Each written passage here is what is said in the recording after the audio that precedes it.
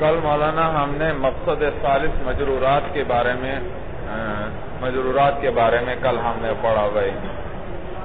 مصنف نے آپ کو بتلایا کہ مجرور جو ہے صرف مضاف الیہ ہے بھائی. مضاف الیہ کس کو کہتے ہیں؟ کہتے ہیں ہر وہ اسم جس کی طرف غیر کی نسبت کی جائے بواسطہ حرف جر کے. بواسطہ حرف جر کے. یہ حرف جر کبھی لفظوں میں ہوتا ہے، کبھی تقدیراً ہوتا ہے. اگر لفظوں کے اندر یہ حرف جر موجود ہو تو اس کو اصطلاح نحو میں کیا کہتے ہیں؟ جار مجرور. اور اگر لفظوں میں یہ حرف جر موجود نہ ہو تو اصطلاح نحو میں اس کو کیا کہتے ہیں؟ مضاف الیہ بھائی. اور مضاف کے بارے میں بتلایا تھا کہ اس کے لیے مضاف کا واجب ہے خالی ہونا تنوین سے اور قائم مقام تنوین سے. اور قائم مقام تنوین کیا ہے؟ نون تثنیہ اور نون جمع ہے. اس کے بعد بتلایا تھا کہ اضافت دو قسم پر ہے، ایک اضافت لفظیہ، ایک اضافت معنویہ. اضافت لفظیہ اس کو کہتے ہیں کہ جس میں صیغہ صفت کا ہو اور مضاف کو اپنے معمول کی طرف. صیغہ صفت کا ہو، مضاف کو اپنے، اور صیغہ صفت کا ہو اس سے مراد اس میں فاعل، اس میں مفعول اور صفت مشبہ ہے. تو یہ تقدیر انفصال میں ہوتا ہے. تقدیر انفصال میں ہونے کا یہ معنی کہ مضاف جو ہے نہ تو تعریف اخذ کرتا ہے مضاف الیہ سے اور نہ ہی اس کے اندر تخصیص آتی ہے، بلکہ جیسے پہلے نکرہ تھا اب بھی اسی طرح نکرہ ہے. تو یہ صرف لفظوں میں فائدہ دیتا ہے اور معنی میں تعریف اور تخصیص کا فائدہ. لفظوں میں یہ فائدہ دیتا ہے کہ تنوین گر جایا کرتی ہے اور بعض اوقات ضمیر بھی گر جاتی ہے. آگے صفت مشبہ کی بحث میں وہ بات آ جائے گی کہ کبھی کبھار اس سے یا تو ضمیر بھی گر جاتی ہے تو وہ بھی لفظوں کے اندر تخفیف آتی ہے، اور کبھی تنوین گر جاتی ہے. تو اس لیے اس کو اضافت لفظی کہتے ہیں کہ یہ صرف لفظوں میں تخفیف کا فائدہ دیتی ہے. اور دوسری اضافت معنویہ ہے مولانا. اضافت معنویہ جو ایسی نہ ہو، یعنی صفت کے صیغے کی اضافت اپنے معمول کی طرف نہ ہو. اب چاہے صیغہ تو صفت ہی کا ہو لیکن اپنے معمول کی طرف مضاف نہ ہو، جیسے کریم البلد، یا صیغہ ہی سرے سے صفت کا نہ ہو جیسے غلام و زیدین. تو غلام نہ اس میں فاعل ہے، نہ اس میں مفعول ہے، نہ صفت مشبہ ہے جی. اور یہ کبھی من کے معنی میں ہوتی ہے، کبھی لام کے معنی میں اور کبھی فی کے معنی میں. من کے معنی میں یہ اس وقت ہوگی جبکہ مضاف الیہ مضاف کے لیے جنس ہو. تو کس معنی میں مقدر ہوگا وہاں؟ کون سا حرف جر؟ من. اور اگر مضاف الیہ مضاف کے لیے ظرف ہو تو پھر تقدیر فی کے ساتھ ہوگی. اور اگر نہ من کے نہ جنس ہو اور نہ ظرف ہو تو پھر اس صورت میں یہ لام کے ساتھ ہوگی. لام کے ساتھ. اور اس کو تو یہ جب نکرہ کی اضافت معرفہ کی طرف ہو تو مضاف بھی کیا بن جائے گا؟ معرفہ. اور جب نکرہ کی اضافت نکرہ کی طرف ہو تو مضاف میں کیا آ جائے گی؟ تخصیص. تو اسی لیے اس کی اضافت معنوی کہتے ہیں کیونکہ اس کی وجہ سے وہ لفظ میں کیا آ جاتا ہے؟ اس لفظ میں تخصیص یا تعریف آ جاتی ہے. تو معنی کے اندر اس نے باقاعدہ تبدیلی پیدا کی اور معنی کے اندر اس نے فائدہ دیا ہمیں بھائی.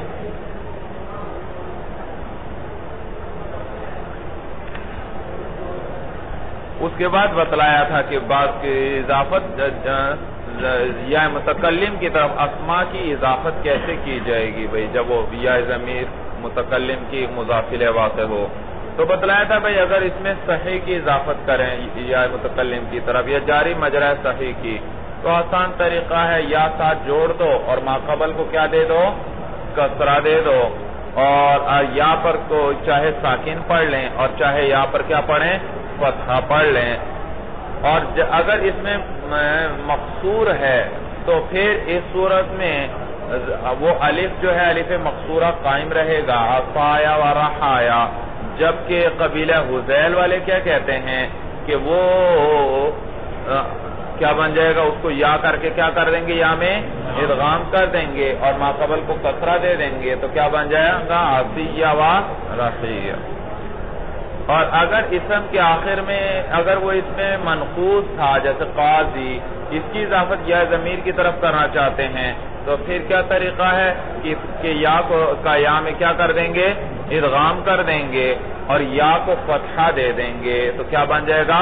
قاضیہ۔ یا کو فتحہ اس دے دیں گے تاکہ التقاء ساکنین لازم نہ آئے۔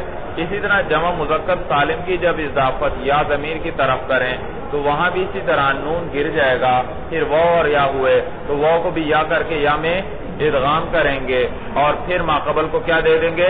کسرہ دے دیں گے اور یا کو کیا دیں گے؟ فتحہ دیں گے تاکہ التقاء ساکنین لازم نہ آئے بھائی، تو مسلمیہ ہو جائے گا۔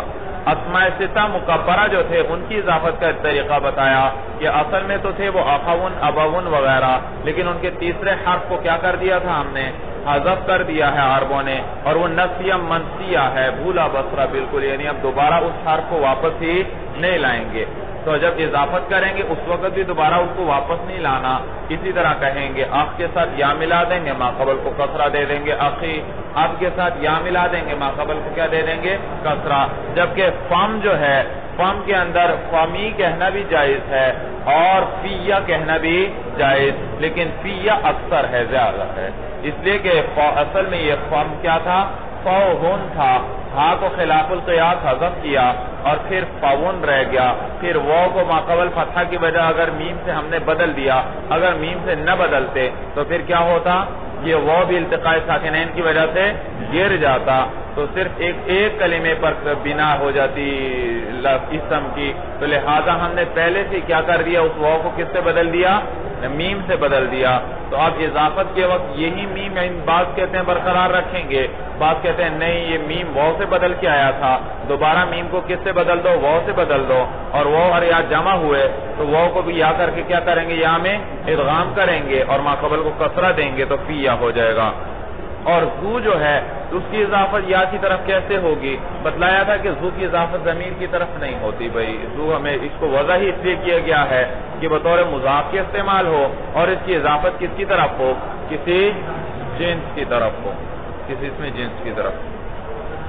اس پر بعضوں نے کہا کہ جائز ہے اور یہ شعر بھی ذکر کیا، تو جواب دیا تھا صاحب کتاب نے کہ بھئی جیسے اس شعر میں انما یعرف ذا الفضل من الناس ذووہ، ذووہ زو کی جمع ہے، اس کی اضافت ضمیر کی طرف ہو رہی ہے، تو بتلایا تھا یہ شاذ ہے۔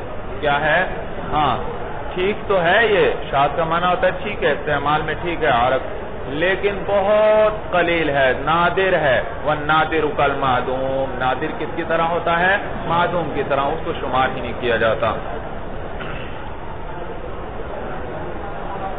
اس کے بعد توابع ہم نے شروع کیے تھے، ابھی تک جتنے اسماء پڑھے ہم نے بھائی، مرفوعات بھی ختم ہوئے، منصوبات بھی ختم ہوئے، مجرورات بھی ختم ہوئے، اب کچھ جو آئے ہیں توابع آئے ہیں بھئی۔ ابھی تک جو اسماء تھے ان پر اصلاً اعراب آتا تھا کہ براہ راست عامل ان پر عمل کرتا تھا، ان کو رفع دیتا تھا، نصب دیتا تھا اور جر، لیکن کبھی کبھار اسم پر براہ راست عامل داخل نہیں ہوتا، اس پر جو اعراب آتا ہے وہ ماقبل کے تابع ہونے کی وجہ سے آتا ہے، کیونکہ ماقبل پہ رفع ہوتا ہے تو ما بعد پہ بھی کیا جاتا ہے؟ رفع، ماقبل پہ کسرہ ہوتا ہے تو ما بعد پہ بھی کیا جاتا ہے؟ کسرہ، فتحہ ہو تو ما بعد پہ بھی کیا جاتا ہے؟ فتحہ، تو اس کو تابع کہتے ہیں، سمجھ میں؟ اور اس کی تعریف کی تھی وہ کل ثان معرب باعراب سابقہ من جہت واحدہ، ہر وہ دوسرا معرب ہے جس کو اعراب دیا گیا ہو، کس کے ساتھ؟ سابق کا اعراب دیا گیا ہو، من جہت واحدہ، من جہت واحدہ کا کیا معنی تھا؟ مقتضی ایک ہو دونوں کے اندر، یعنی جس چیز نے اس اصل کے اندر اعراب کا تقاضا کیا تھا اسی نے اس فرع کے اندر بھی اعراب، تو دوسرے درجے میں ہونا چاہیے بھائی، دوسرے نمبر پہ آنا ضروری نہیں بلکہ دوسرے درجے پہ ہو، یعنی اصل نہ ہو، اصل فرع کے طور پر ہو بھائی، تو دونوں میں مقتضی ایک ہی ہو۔ جیسے میں نے مثال دی تھی مولانا، جاءنی زید العالم، تو العالم صفت ہے، تابع ہے، اس پر رفع اس لیے آیا کہ زید مرفوع تھا، اس کا موصوف مرفوع تھا، تو یہ مولانا دیکھو دوسرے درجے میں ہے، پہلے درجے میں کون ہے؟ موصوف، اور صفت کیا ہے؟ دوسرے درجے میں، اور اس دونوں میں مقتضی اعراب بھی ایک ہے، وہی جاء، وہی فاعلیت جس نے زید کے اندر رفع تقاضا کیا، اسی فاعلیت نے العالم کے اندر بھی کس چیز کا تقاضا کیا؟ رفع نے، اس اعتبار سے کہ یہ اس کا تابع ہے اور وہ اس کا متبوع ہے. اور یہ تابع بتلایا تھا 5 ہے مولانا: نعت، عطف بالحرف اور تاکید، بدل اور عطف بیان. نعت جو ہے میں نے بتلایا تھا، نعت، صفت، وصف، یہ ایک ہی چیز کے 3 نام ہیں. نعت اصطلاح ہے اہل کوفہ کی، اور وصف اور صفت اصطلاح ہے بصرہ والوں کی. تو کہا تھا نعت وہ ایسا تابع ہے جو دلالت کرتا ہے ایسے معنی پر جو اس کے متبوع میں ہو. دیکھو زید العالم، العالم کس پہ معنی پہ دلالت کر رہا ہے؟ علم پر. اور یہ علم کس کے اندر پایا جا رہا ہے؟ اس کے متبوع جو ہے زید. تو یہ صفت جو ہوتی ہے ایسے معنی پر دلالت کرتی ہے جو اس کے متبوع میں پایا جائے یا اس کے متبوع کے متعلق میں پایا جائے. جیسے جانی زید العالم ابوہ. تو دیکھو اب یہ علم جو ہے زید کے متعلق یعنی کس کے اندر پایا جا رہا ہے؟ ابوہ کے اندر پایا جا رہا ہے. سمجھ میں آیا بھائی؟ تو پہلی قسم جس میں ایسے معنی پر دلالت کرے جو متبوع میں ہی پایا جائے اس کو کیا کہتے ہیں؟ صفت بحالہ. اور ایسی صفت جو ایسے معنی پر دلالت کرے جو متبوع میں نہیں بلکہ متبوع کے متعلق میں پایا جائے اس کو کیا کہتے ہیں؟ صفت بحال متعلق ہی کہتے ہیں. تو یہ جو صفت بحال متعلق ہی ہوتی ہے، پہلے صفت بحال ہی جو ہوتی ہے یہ لفظوں میں بھی اس کی صفت ہے. مثلا العالم لفظوں میں بھی کس کی صفت ہے؟ زید کی. اور معنی کے اعتبار سے بھی زید کی صفت ہے کیونکہ یہ علم پایا بھی کس کے اندر جا رہا ہے؟ زید کے اندر. جبکہ صفت بحال متعلق ہی جو ہوتی ہے لفظوں میں صفت ہوتی ہے ما قبل کی اور معنی کے اعتبار سے صفت ہوتی ہے اس کے متعلق کی. تو دیکھو جانی زید العالم ابوہ، العالم لفظوں کے اعتبار سے صفت ہے کس کی؟ زید کی. لیکن یہ معنی کے اعتبار سے صفت ہے کس کی؟ ابوہ کی. کیونکہ یہ علم پایا کس کے اندر جا رہا ہے؟ ابوہ کے اندر پایا جا رہا ہے. سمجھ میں آیا؟ تو یہ فرق ہے دونوں کے اندر بھائی.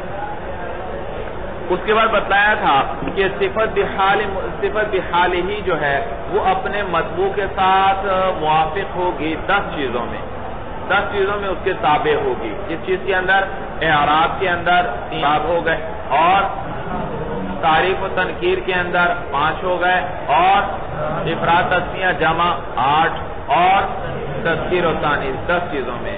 تو 10 تو ساری ہیں، یوں سمجھے 4 چیزیں ہیں. ان چاروں میں سے ایک چیز آ جائے گی ہر صفت میں.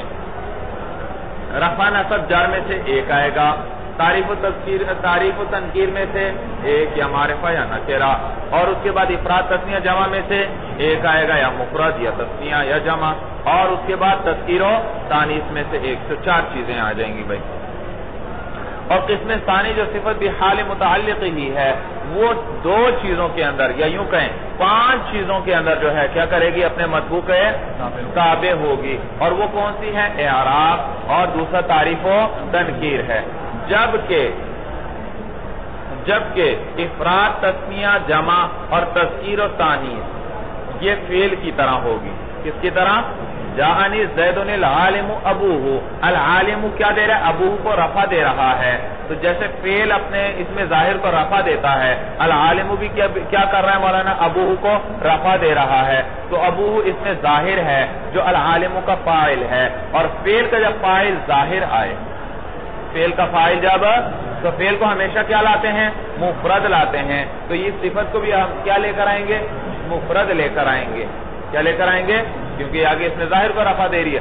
نیز فعل بھی جو ہے اگر فاعل مذکر ہو فعل مذکر آتا ہے، اگر فاعل مؤنث ہو تو فعل کو کیا لاتے ہیں؟ مؤنث. تو یہ صفت بھی اگر فاعل اس کا مذکر ہے، ابوہ مذکر ہے تو فعل مذکر آئے گا. اور اگر ابوہ کے بجائے کوئی مؤنث لفظ ہو تو پھر ہم کیا لائیں گے؟ العالم کو بھی مؤنث لے کر آئیں گے. کیسے؟ جانی زید العالمۃ امہ. جانی زید العالم، جانی زید العالمۃ امہ. زید آیا میرے پاس، ایسا زید کہ عالمہ ہے کون؟ اس کی والدہ. تو دیکھو اب تعریف و تنکیر میں تو مطابقت ہے، زید معرفہ، العالمۃ بھی معرفہ. نیز مولانا اعراب میں بھی مطابقت ہے، الزید مرفوع ہے تو العالمۃ بھی مرفوع. تو 2 چیزوں میں ما قبل کے ساتھ موافقت ہوگی اور 2 چیزوں میں ما بعد کی رعایت ہوگی. العالمۃ مفرد لے کر آئے، کیوں؟ امہ کیا ہے؟ اس میں ظاہر ہے وہ چاہے تسنیہ بھی ہوتا چاہے جمع بھی ہوتا کچھ بھی آ جاتا، اس نے کیا رہنا تھا؟ مفرد رہنا تھا۔ نیز مولانا وہ مؤنث تھا تو العالمۃ بھی کیا آیا؟ مؤنث آیا۔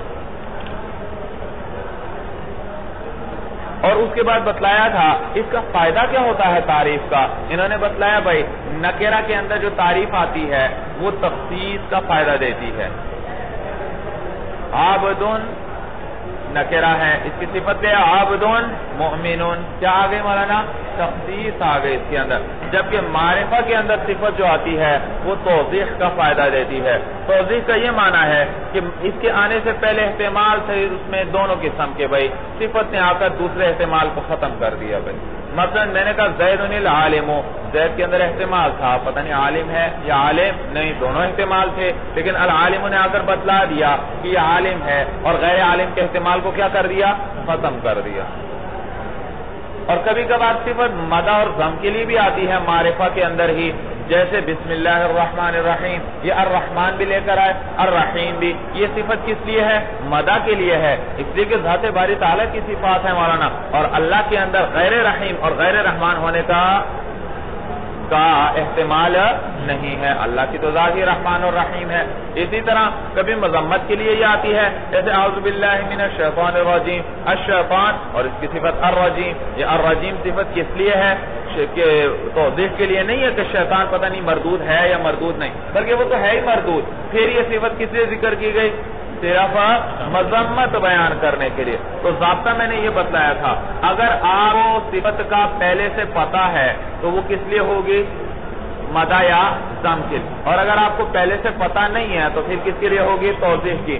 زید آیا، آپ کو پتہ نہیں ہے کہ پتہ نہیں یہ زید عالم ہے یا عالم نہیں، اب میں نے کہا العالم زید العالم، العالم کی صفت کا ذکر کی، اب تو آپ کو پتہ ہی نہیں تھا، آپ کے نزدیک دونوں احتمال سے زید عالم بھی ہے اور عالم نہیں بھی، تو یہ صفت کس لیے ذکر کی میں نے؟ توضیح کے لیے۔ اور اگر آپ کو پہلے سے پتا کہ زید عالم ہے، پھر میں کہہ رہا ہوں جاء زید العالم، تو یہ صفت میں نے کس لیے ذکر کی؟ مدح کے لیے ذکر کی۔ اور کبھی کبھار صفت صرف تاکید کے لیے بھی آتی ہے، جیسے جاءنی رجل واحد، بھائی رجل کا لفظ خود ہی بتا رہا تھا کہ وہ ایک ہے، تثنیہ اور جمع نہیں، تو پھر یہ واحد کی صفت کس لیے؟ صرف تاکید کے لیے آ گئی۔ وہ جو وحدت رجل سے معلوم ہو رہی تھی، افراد، وہ افراد جو رجل کے لفظ سے پتہ چل رہا تھا، اسی افراد کو واحد نے اور بھی پکا کر دیا تاکید۔ اس کے بعد میں نے بتلایا تھا مولانا کہ جملہ جو ہے کبھی کبھار صفت بھی بنتا ہے، اور جملہ کس کے حکم میں ہوتا ہے؟ نکرہ کے حکم میں، تو یہ صفت بھی کس کی بنے گا؟ نکرہ کی صفت بنے گا۔ مثلا میں کہتا ہوں جاءنی رجل، ضربہ کا، جاءنی رجل ضربہ کا، ترکیب کرے بھائی، جا پھر نون وقایا یا ضمیر منصوب محلا مفعول، رجل مرفوع لفظا فاعل نہ بناؤ، پہلے پورا آگے دیکھ تو لو جی بھائی، نکرہ ہے، رجل نکرہ ہے، اور نکرہ کے بعد آگے کیا آ رہا ہے؟ ضربہ کا فعل آ رہا ہے مولانا، اور نکرہ کے بعد فعل آئے تو وہ کیا بنتا ہے؟ وہ اس کے لیے صفت بنتا ہے، کیونکہ فعل نے کیا بننا ہوتا ہے؟ جملہ بننا ہوتا ہے۔ تو یہ مولانا یہ موصوف بنا دو اس کو، ضربہ فعل، ہوا ضمیر اس کے اندر فاعل مرفوع محلا، کس کو راجع ہے؟ جی کس کو راجع ہے؟ رجل نہ کہو، موصوف کہو، بس بات ختم۔ کس کو راجع ہے؟ موصوف کو، ہے تو وہی رجل ہے لیکن لفظ یہ یاد کرو، موصوف کو راجع ہے مولانا۔ اب کاف ضمیر منصوب محلا مفعول، فعل اپنے فاعل اور مفعول سے مل کر جملہ فعلیہ ہو کر صفت، موصوف صفت مل کر، تو یہ جملہ ضربہ کا یہ صفت ہوئی، جملہ فعلیہ ہوگا، صفت کس کے لیے؟ رجلن کے لیے، اور صفت کا وہی اعراب ہوتا ہے جو کس کا ہوتا ہے؟ موصوف کا، اور موصوف یہاں کون ہے؟ فاعل رجلن، تو صفت یہ جملہ بھی کیا ہوگا؟ مرفوع ہوگا۔ بھائی اس پہ اعراب کیوں نہیں آیا؟ کیونکہ یہ جملہ ہے، اور جملہ کیا ہوتا ہے؟ مبنی ہوتا ہے، سمجھ میں آیا؟ تو یہ مرفوع ہے محلا، صفت ہے رجل، تو صفت موصوف اپنے صفت سے مل کر فاعل ہوا، کس کے لیے؟ جاء کے لیے، فعل اپنے فاعل مفعول سے مل کر جملہ فعلیہ ہوا۔ اور اس کے بعد یہ بھی انہوں نے بتایا تھا کہ ضمیر نہ تو موصوف بنتی ہے اور نہ صفت بنتی ہے. موصوف اس لیے نہیں بنتی کہ ضمیر ہے معرفہ، اور معرفہ میں صفت آتی ہے توضیح کے لیے، اور ضمیر خود ہی انتہائی واضح ہے، مزید توضیح کی اس میں ضرورت نہیں. توضیح تو وہاں ہوتی ہے جہاں وضاحت نہ ہو، یہ تو خود پہلے سے واضح ہے. اور نیز صفت بھی نہیں بنتی. کیوں؟ کیونکہ صفت کس کو کہتے ہیں؟ ایسا تابع جو دلالت کر رہا ہو ایسے معنی پر جو کس میں پایا جائے؟ مطبوع کے اندر پایا جائے. اور یہ ضمیر ایسے معنی پر دلالت نہیں کرتی جو اس کے مطبوع میں پایا جائے. فصل العطف بالحروف تابع ينسب إليه ما نسب إلى مطبوعه وكلاهما مقصودان بتلك النسبة ويسمى عطف النسق وشرطه أن يكون بينه وبين مطبوعه أحد حروف العطف وسيأتي ذكرها في القسم الثالث إن شاء الله تعالى. عطف الحروف مولانا وہ تابع ہے کہ اس کی طرف بھی وہی چیز کی جا رہی ہے، منسوب ہو جس چیز کی نسبت اس کے مطبوع کی طرف کی گئی ہے. وَكِلَاهُمَا مَقْصُودَانِ بِتِلْكِ نسبتی، اور دونوں اس نسبت کے ساتھ مقصود ہوتے ہیں. دیکھیے میں نے کہا جاءنی زید وعمر، تو یہ عمر کیا ہے؟ تابع عطف معطوف بالحرف ہے، معطوف بالحرف ہے. اچھا تو دیکھو اس کے مطبوع کی طرف کس چیز کی نسبت ہو رہی ہے؟ مجیئت کی، آنے کی. جاءنی زید و عمرون، عمرون کا عطف کس پر ہے؟ زید پر. اور زید کی طرف کس چیز کی نسبت ہو رہی ہے؟ آنے کی. تو اس وہ نے بتلا دیا کہ وہ چیز جس کی نسبت کس کی طرف ہو رہی ہے؟ زید کی طرف. اسی چیز کی نسبت کس کی طرف ہو رہی ہے؟ عمر کی طرف بھی ہو رہی ہے. اور دونوں مقصود بن نسبت ہیں، زید بھی آیا ہے اور عمر بھی آیا ہے. سمجھ میں آیا بھائی؟ تو العطف بالحروف تابع وہ ایسا تابع ہے ينسب الیہ کہ منسوب نسبت کی جاتی ہے اس کی طرف ما اس چیز کی نسب الی مطبوعہ جس کی نسبت کس کی طرف کی جاتی ہے؟ اس کے مطبوع کی طرف کی جاتی ہے. وَكِلَاهُمَا مَقْصُودَانِ بِتِلْكَ النِّسْبَةِ، اور وہ دونوں مقصود بالنسبت ہوتے ہیں. دونوں کیا ہوتے ہیں؟ مقصود بالنسبت ہوتے ہیں. زید کا آنا بھی مقصود اور عمر کا بتلانا بھی مقصود. تو زید کے آنے کی خبر دینا یہ بھی مقصود ہے اور عمر بھی مقصود ہے. دونوں کی طرف نسبت ہو رہی ہے. سمجھ میں آیا بھائی؟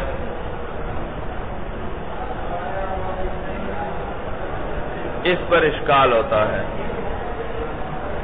اس پر اشکال ہوتا ہے.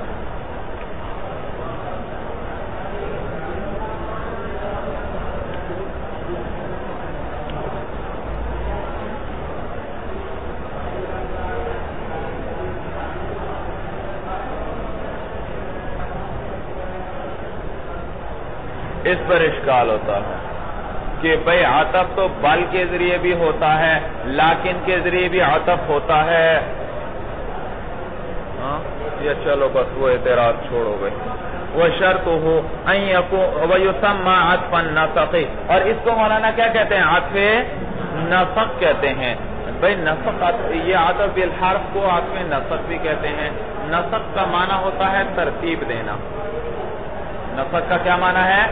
ترتیب دینا. تو چونکہ یہ عطف بھی بعض زیادہ ترتیب کا فائدہ دیتا ہے اس لیے اس کو عطف نسق کہتے ہیں. مثلا میں کہتا ہوں دیکھو بھائی جاءنی زید فعمر ثم بکر، ترتیب کا فائدہ آیا یا نہیں؟ پہلے کون آیا؟ زید. عمر. جاءنی زید فعمر، پھر کون آیا؟ عمر آیا. ثم بکر، پھر کون آیا؟ بکر آیا. تو ترتیب پہلے زید آیا، پھر عمر آیا اور پھر بکر. اس لیے اس کو عطف نسق کہتے ہیں. وَيُسَمَّى عَطْفَ النَّسْخِ، اس کو عطف نسق بھی کہتے ہیں. وَشَرْطُهُ أَن يَكُونَ بَيْنَهُ وَبَيْنَ مَطْبُوعِهِ أَحَدُ حُرُوفِ الْعَطْفِ، اس عطف بالحرف کی شرط یہ ہے مولانا کہ تابع اور مطبوع کے درمیان حروف عطف میں سے کوئی ایک حرف ہونا چاہیے. حروف عطف آپ جانتے ہیں مولانا کون کون سے ہیں؟ واو، فا، ثم، حتی، اما، او، ام، لا، بل اور لیکن. وَسَيَأْتِي ذِكْرُهَا فِي الْقِسْمِ الثَّالِثِ انشاءاللہ تعالی، اور ان قریب ان کا ذکر آ جائے گا قسم ثالث یعنی حروف کے اندر انشاءاللہ تعالی. نحو قام زید وعمر، یہ عطف کی مثال ہے بھائی. وَإِذَا عُطِفَ عَلَى الضَّمِيرِ الْمَرْفُوعِ، بھائی میں نے آپ کو کیا بتلایا تھا، وہ ضابطہ بتلانے لگے ہیں. یہ ضمیر مرفوع متصل پر ہم عطف کرنا چاہتے ہیں. ضمیر مرفوع متصل کس کو کہتے ہیں؟ جو فعل کے ساتھ ملی ہوئی فاعل کی ضمیر آتی ہے اس کو کیا کہتے ہیں؟ ضمیر مرفوع. اس میں عطف کرنا چاہتا ہوں زید کا، جئت وزیدن. کیا طریقہ کار ہے مولانا؟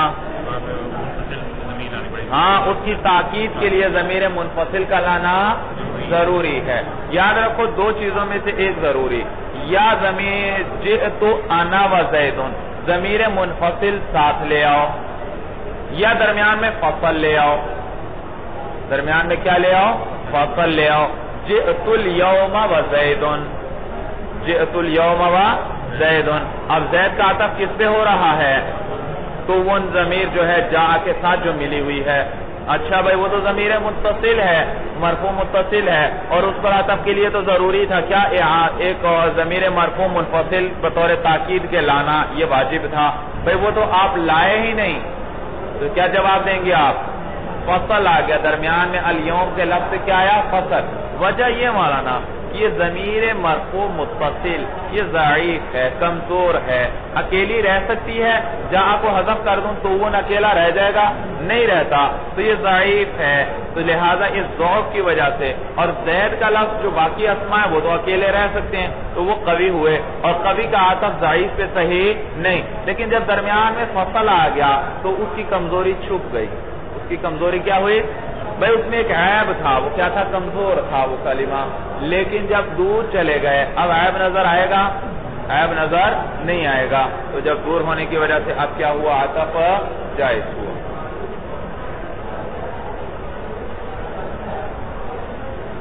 وَإِذَا عُطِفَ عَلَى الضَّمِيرِ الْمَرْفُوعِ الْمُتَّصِلِ، اور جب عطف کیا جائے ضمیر مرفوع متصل پر، يَجِبُ تَأْكِيدُهُ بِالضَّمِيرِ الْمُنفَصِلِ، واجب ہے اس کی تاکید ضمیر منفصل کے ساتھ لانا. نحو ضربت انا و زید الا اذا فصل، مگر یہ کہ کیا کر دیا جائے مولانا؟ فصل کر دیا جائے. سمجھ میں؟ فصلہ نہیں مولانا، شرط لگا اوپر نہیں، فصلہ نہیں. فصلہ فصل و تفصیل کا معنی تو ہوتا ہے ایک چیز کو کھولنا، اس کی تفصیل بیان کرنا. یہ فصلہ ہے، فصلہ نہیں ہے. نحو ضربت الیوم و زیدن، تو دیکھا یہاں زیدن کا عطف تو ضمیر پر ہے اور درمیان میں الیوم کا فصل آ گیا، تو لہذا ضربت انا، انا ضمیر مرفوع منفصل لانے کی ضرورت نہ رہی. وَإِذَا عُطِفَ عَلَى الضَّمِيرِ الْمَجْرُورِ، بھئی ایک اور بات، ضمیر مجرور مولانا اس پر عطف کرنا چاہتے ہیں، اس کا کیا طریقہ ہے؟ ما لکا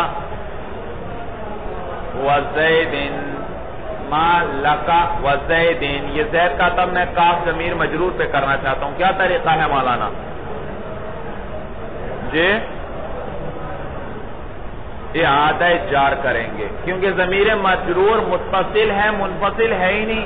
اگر منفصل ہوتی تو ہم تاکید لے آتے وہ بطور تاکید کے، اور پھر کیا کر دیتے؟ اس پر عطف کر دیتے. لیکن ضمیر مجرور منفصل تو ہے ہی نہیں مولانا، تو یہ صرف متصل ہی آتی ہے.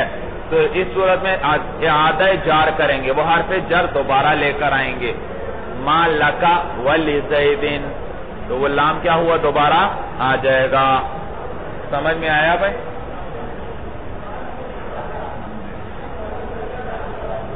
یہ ہے مولانا بصرہ کے نحویوں کے نزدیک. کوفہ کے نحوی کے فرماتے ہیں کہ بھائی بغیر اعادہ جار کے بھی جائز ہے، ما لکا و زیدن کہنا بھی جائز ہے. جیسے صلی اللہ علیہ وسلم، صلی اللہ علیہ وآلہ وسلم، علیہ وآلہ، یہ آلہ کا عطف کس پر ہو رہا ہے؟ علیہ کی ہاں ضمیر پر ہو رہا ہے. اور دوبارہ آپ حالہ لائے ہیں. ابھی ضابطہ کیا ذکر ہوا؟ ضابطے کے مطابق تو یوں ہونا چاہیے تھا صلی اللہ علیہ وعلی آلہ. اعادہ جار ضروری تو سمجھ میں ہے. تو یہاں وہ کہتے ہیں کہ نہیں، اس کے بغیر بھی جائز ہے.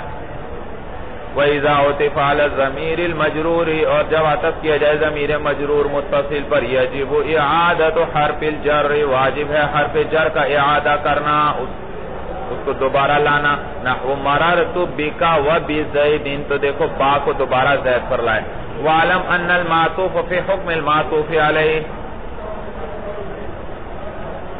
اچھا یہاں سے یہ بتلا رہے ہیں کہتے ہیں معطوف کا وہی حکم ہوتا ہے جو معطوف علیہ کا ہوتا ہے معطوف علیہ اگر فاعل ہے تو معطوف بھی فاعل معطوف علیہ اگر مفعول ہے تو معطوف بھی معطوف علیہ اگر مجرور ہے تو معطوف بھی مضاف الیہ ہے تو مضاف الیہ ہوگا سمجھ میں آیا بھائی مثلا اگر معطوف ہے خبر معطوف علیہ ہے خبر تو معطوف بھی کیا ہوگا وہ بھی خبر ہوگی اچھا اگر معطوف علیہ ہے مبتدا تو معطوف بھی کیا ہوگا مبتدا اگر معطوف علیہ صلہ ہے تو معطوف بھی کیا ہوگا صلہ اگر معطوف علیہ حال ہے تو معطوف بھی کیا ہوگا حال ہوگا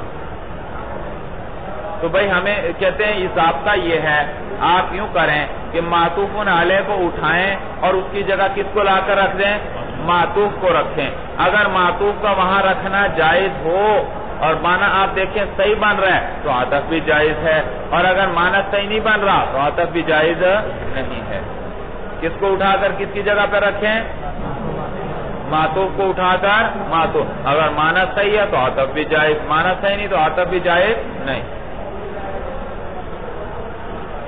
وَعَلَمْ أَنَّ الْمَعْطُوفَ فِي حُكْمِ الْمَعْطُوفِ عَلَيْهِ جان لے تو معطوف علیہ کے حکم میں ہے عن اذا كان الاول صفتا لشيء اگر اول پہ کسی چیز کے لیے صفت ہے او خبرا لامر یا کسی امر کے لیے خبر ہے او صلتا یا صلہ ہے او حالا یا کیا حالا یا کیا ہے حال ہے فالثانی كذلك ايضا تو ثانی بھی اسی طرح ہے والضابطة فيه قاعدہ اس کے اندر یہ ہے کہ انه حيث يجوز ان يقام المعطوف مقام المعطوف عليه جاز العطف وحيث لا فلا کہ جہاں پر جائز ہو کہ قائم مقام کیا جائے معطوف کو معطوف علیہ کا جاز العطف تو عطف بھی جائز وحيث لا اور جہاں جائز نہ ہو جہاں نہ ہو فلا تو وہاں عطف بھی جائز نہیں جہاں رکھنا جائز نہیں معطوف کو معطوف علیہ کی جگہ پر تو عطف بھی جائز نہیں والعطف على معمولين عاملين مختلفين جائز ان كان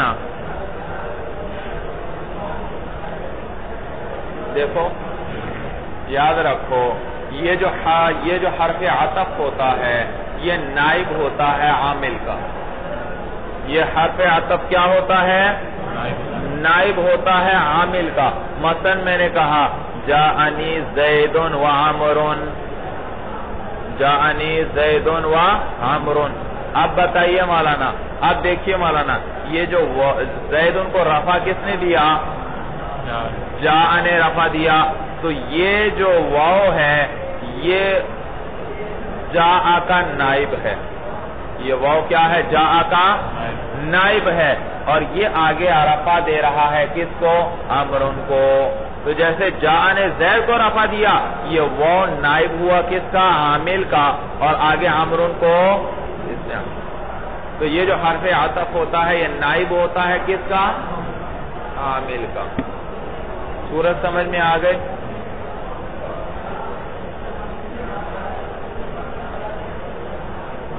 نائب ہوتا ہے لہذا اب مثلا میں کہتا ہوں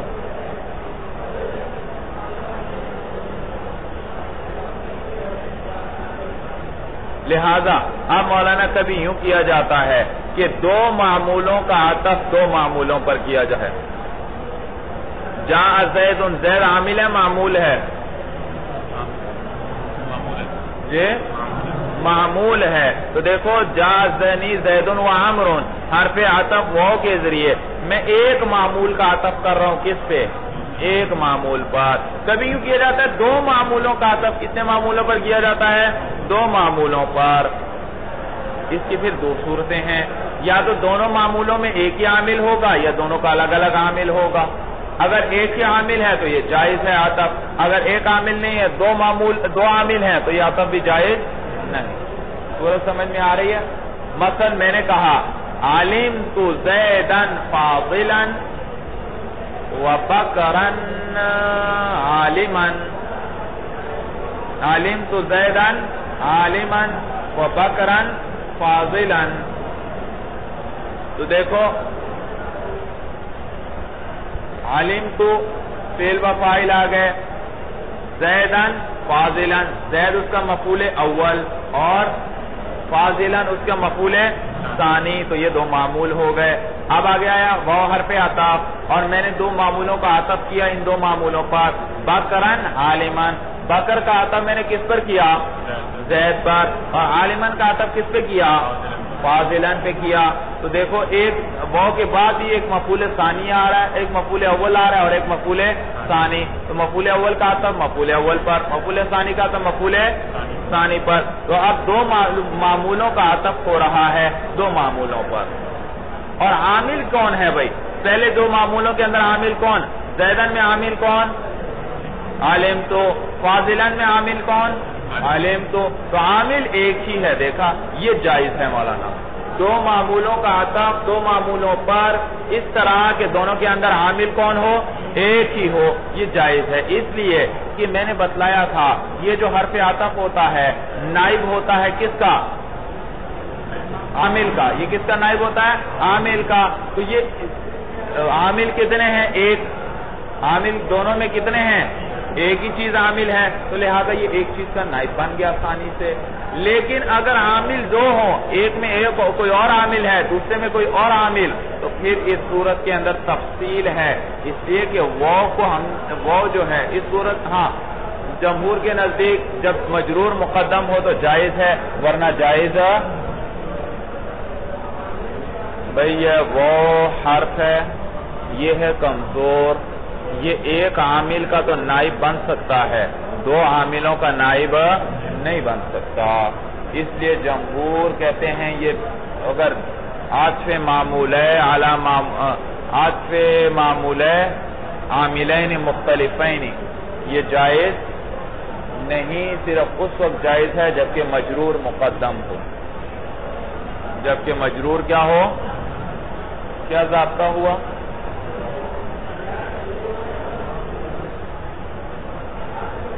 عطف علی معمولے، عطف کس پر؟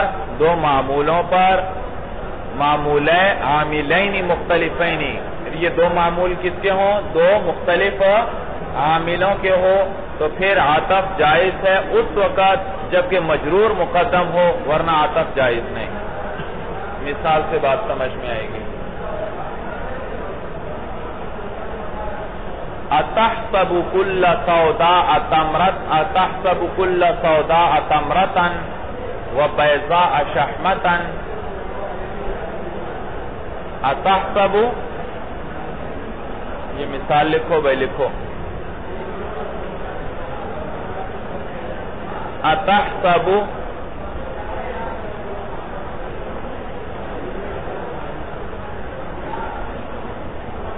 اتحسب كل سوداء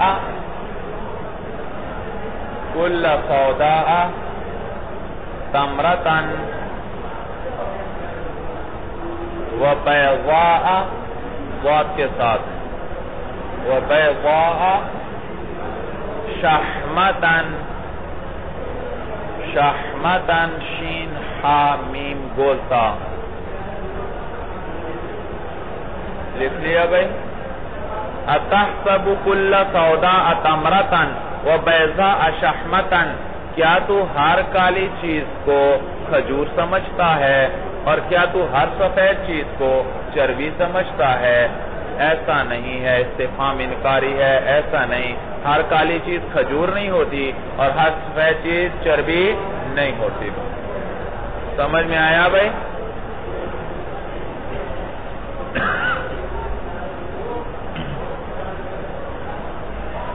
اچھا اب دیکھیے مولانا، اتحسبو تو کیا گمان کرتا ہے؟ تحسبو کس میں سے ہے؟ افعال قلوب میں سے ہے. یہ کتنے مفعول چاہتا ہے؟ دو مفعول چاہتا ہے. اب کیا تو گمان کرتا ہے؟ کل سوداء، کل منصوب لفظاً مضاف، سوداء یہ غیر منصرف ہے کیونکہ الف تانیث آ رہا ہے مولانا، اور الف تانیث قائم مقام کتنے سببوں کے ہے؟ 2 سببوں کے، لہذا اس پہ کسرہ نہیں آئے گا، اگرچہ یہ حالت یہ مجرور ہے اس وقت، مجرور لفظاً، مجرور لفظاً کیونکہ اس کا جر آتا ہی فتحہ کے ساتھ ہے، مجرور لفظاً مضاف الیہ، مضاف الیہ مل کر مفعول اول ہوا، کس کے لیے؟ تحسب کے لیے، اور ثمرتن مفعول ثانی، آگے وہ حرف عطف بیضاء، اس کا عطف کس پر ہے؟ سوداء، اتحسب کل سوداء اتحسب کل بیضاء، تو بیضاء کا عطف کس پر؟ سوداء پر، اور شحمتن کا عطف کس پر؟ ثمرتن پر، تو اب دیکھو 2 معمولوں کا عطف ہو رہا ہے کس پر؟ 2 معمولوں پر، اب آپ بتائیے مولانا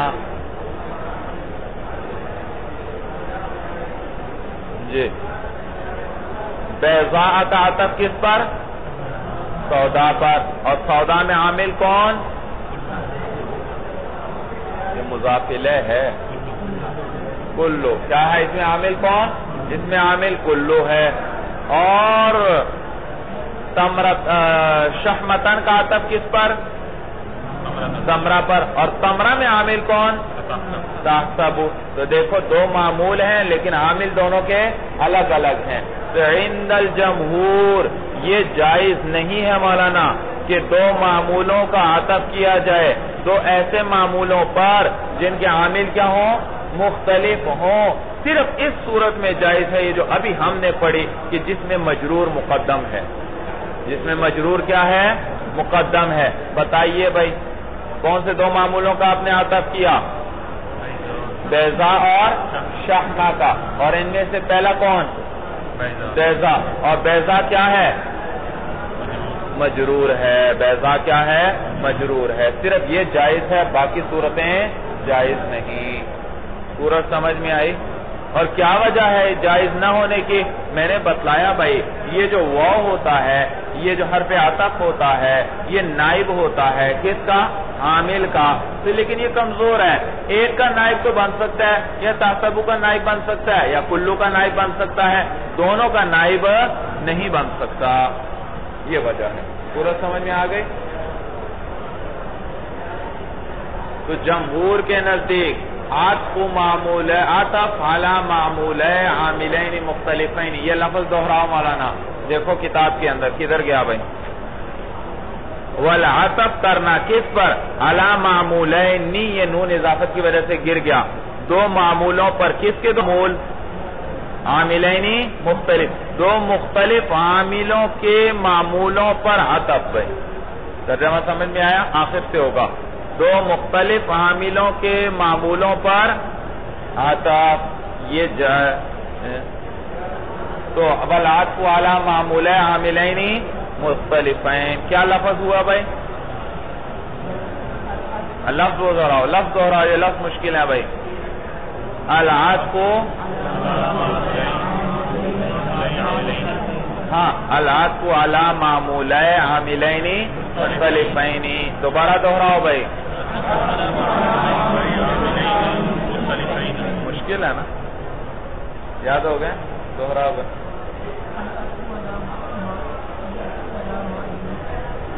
تو بتا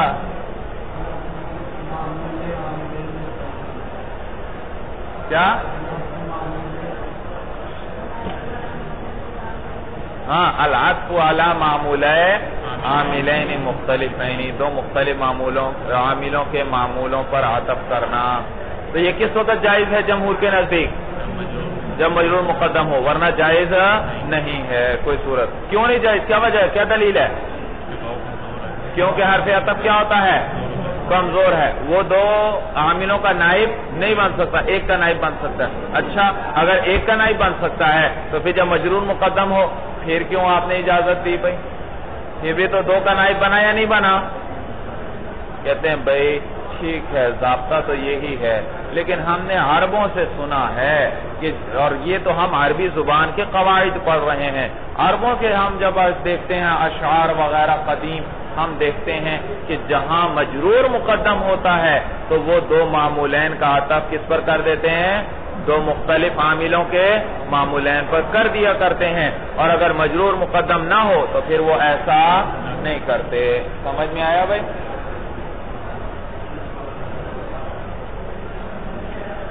وَالْعَطْفُ عَلَى مَعْمُولَيْ عَامِلَيْنِ مُخْتَلِفَيْنِ جائز، اور عطف کرنا دو مختلف عاملوں کے معمولوں پر جائز ہے۔ ان کان المعطوف علیہ مجرورا مقدما، جبکہ معطوف علیہ مجرور کیا ہو؟ مقدم ہو۔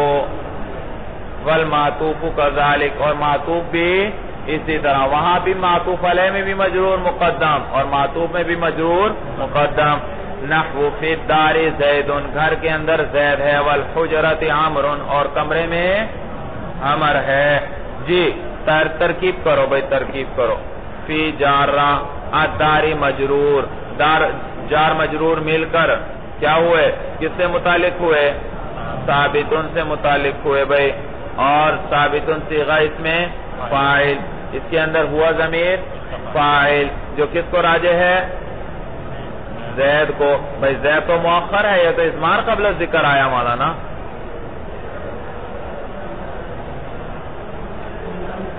جی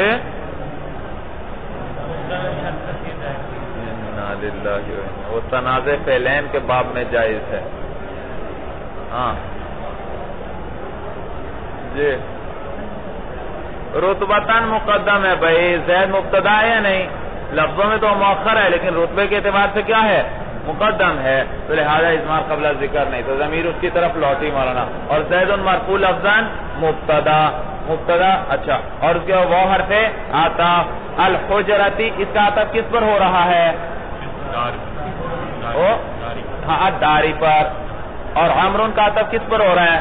زید پر۔ اچھا الداری کے اندر عامل کون؟ فی۔ اچھا اور عمر اور زیدن کے اندر عامل کون؟ ابتدا۔ تو دیکھا دو معمولین کا عطف ہو رہا ہے دو ایسے معمولین پر جن کے عامل کیا ہیں؟ مختلف ہیں، لیکن یہ صورت جائز ہے یا ناجائز؟ اب آپ مجھے بتائیں، یہ صورت کیا ہے؟ جائز، کیونکہ مجرور مقدم ہے۔ وَفِي هَذِهِ الْمَسْأَلَةِ مَذْهَبَانِ آخَرَانِ، بھئی اس مسئلے میں دو اور مذہب بھی ہیں، یہ تو جمہور کا مذہب بیان کیا۔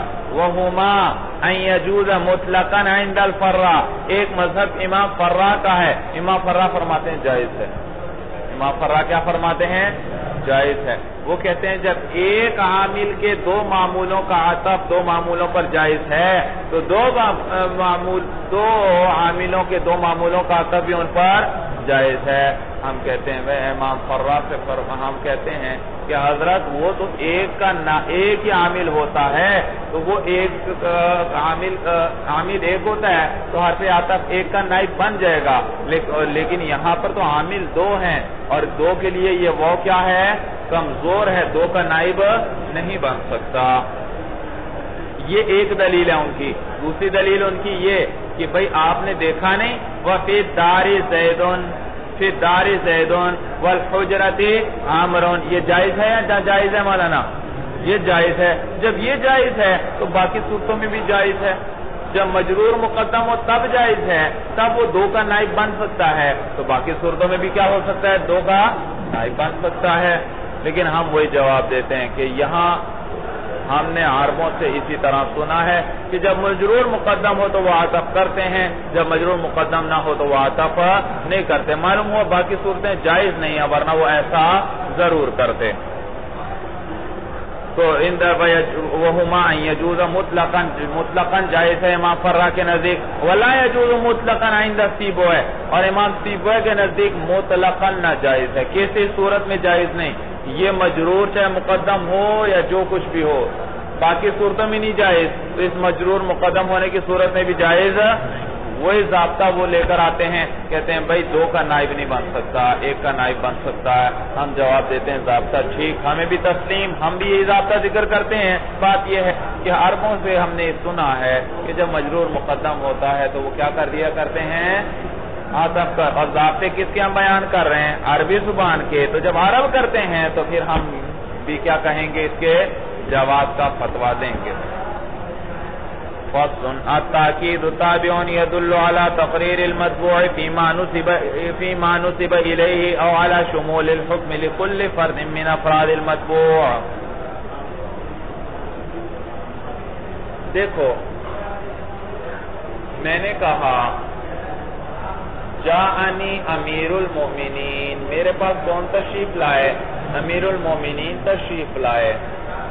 آپ نے میرے سے یہ کلام سنا، آپ نے سوچا بھئی یہ کلام مجازن کر رہے ہیں.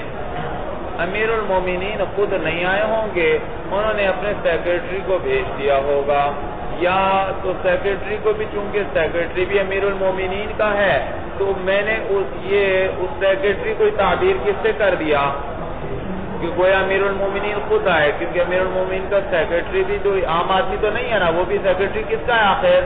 امیر المومنین. تو جب سیکرٹری آیا تو سیکرٹری ہے، لیکن میں کیا کرتا ہوں؟ مجازن کہہ دیتا ہوں جب وہ آیا تو گویا کہ میرے گھر کون آ گئے؟ امیر المومنین ہی آئے. سمجھ؟ تو جب میں نے کہا جا امیر المومنین، آپ کے ذہن میں آیا نہیں امیر المومنین نہیں آئے ہوں گے، مجازن بات ہو رہی ہے. لیکن ساتھ ہی میں پھر کہہ دیتا ہوں امیر المومنین. کیسے؟ جاءنی امیر المؤمنین، امیر المؤمنین دوبارہ ذکر کرتا ہوں، تاکید لے آتا ہوں مولانا. تاکید نے اب مولانا وہ مجاز کے استعمال کو ختم کر دیا. سمجھ میں آیا؟ اب میرا کیا مطلب ہے؟ امیر المومنین ہی آئے ہیں، ان کا سیکرٹری وغیرہ نہیں آیا. تو اس کو کہتے ہیں تاکید. تاکید کیا کرتی ہے؟ مطبوع کو پکا کر دیتی ہے اس چیز میں جس کی اس کی طرف نسبت کی جا رہی ہے. دیکھو مولانا، امیر المومنین کی طرف میں کس چیز کی نسبت کر رہا ہوں؟ آنے کی. تو اس آنے کے اندر یہ جو آگے دوبارہ امیر المومنین تاکید آئی، اس نے اس مطبوع کو پکا کر دیا. معلوم ہوا کہ آنے والا امیر المومنین ہی ہے، اس کا سیکرٹری وغیرہ نہیں.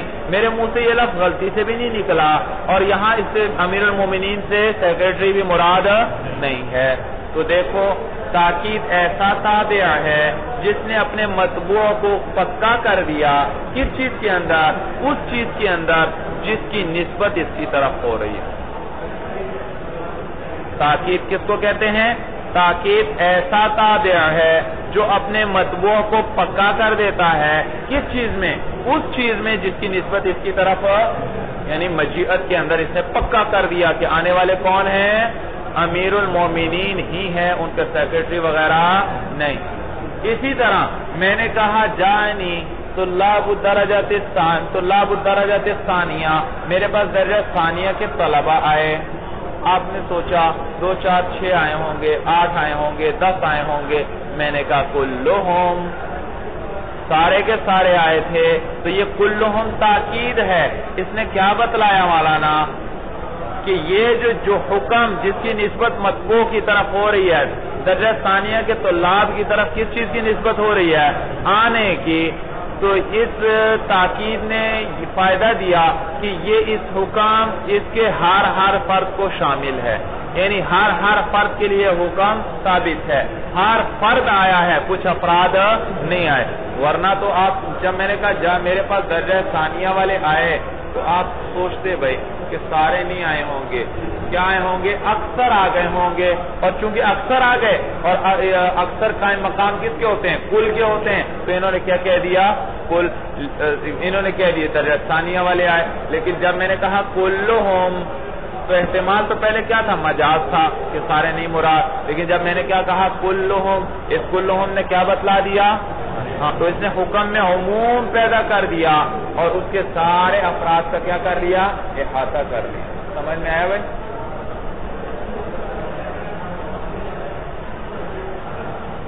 تو دیکھو آپ اس مثال کو ذہن میں رکھتے ہوئے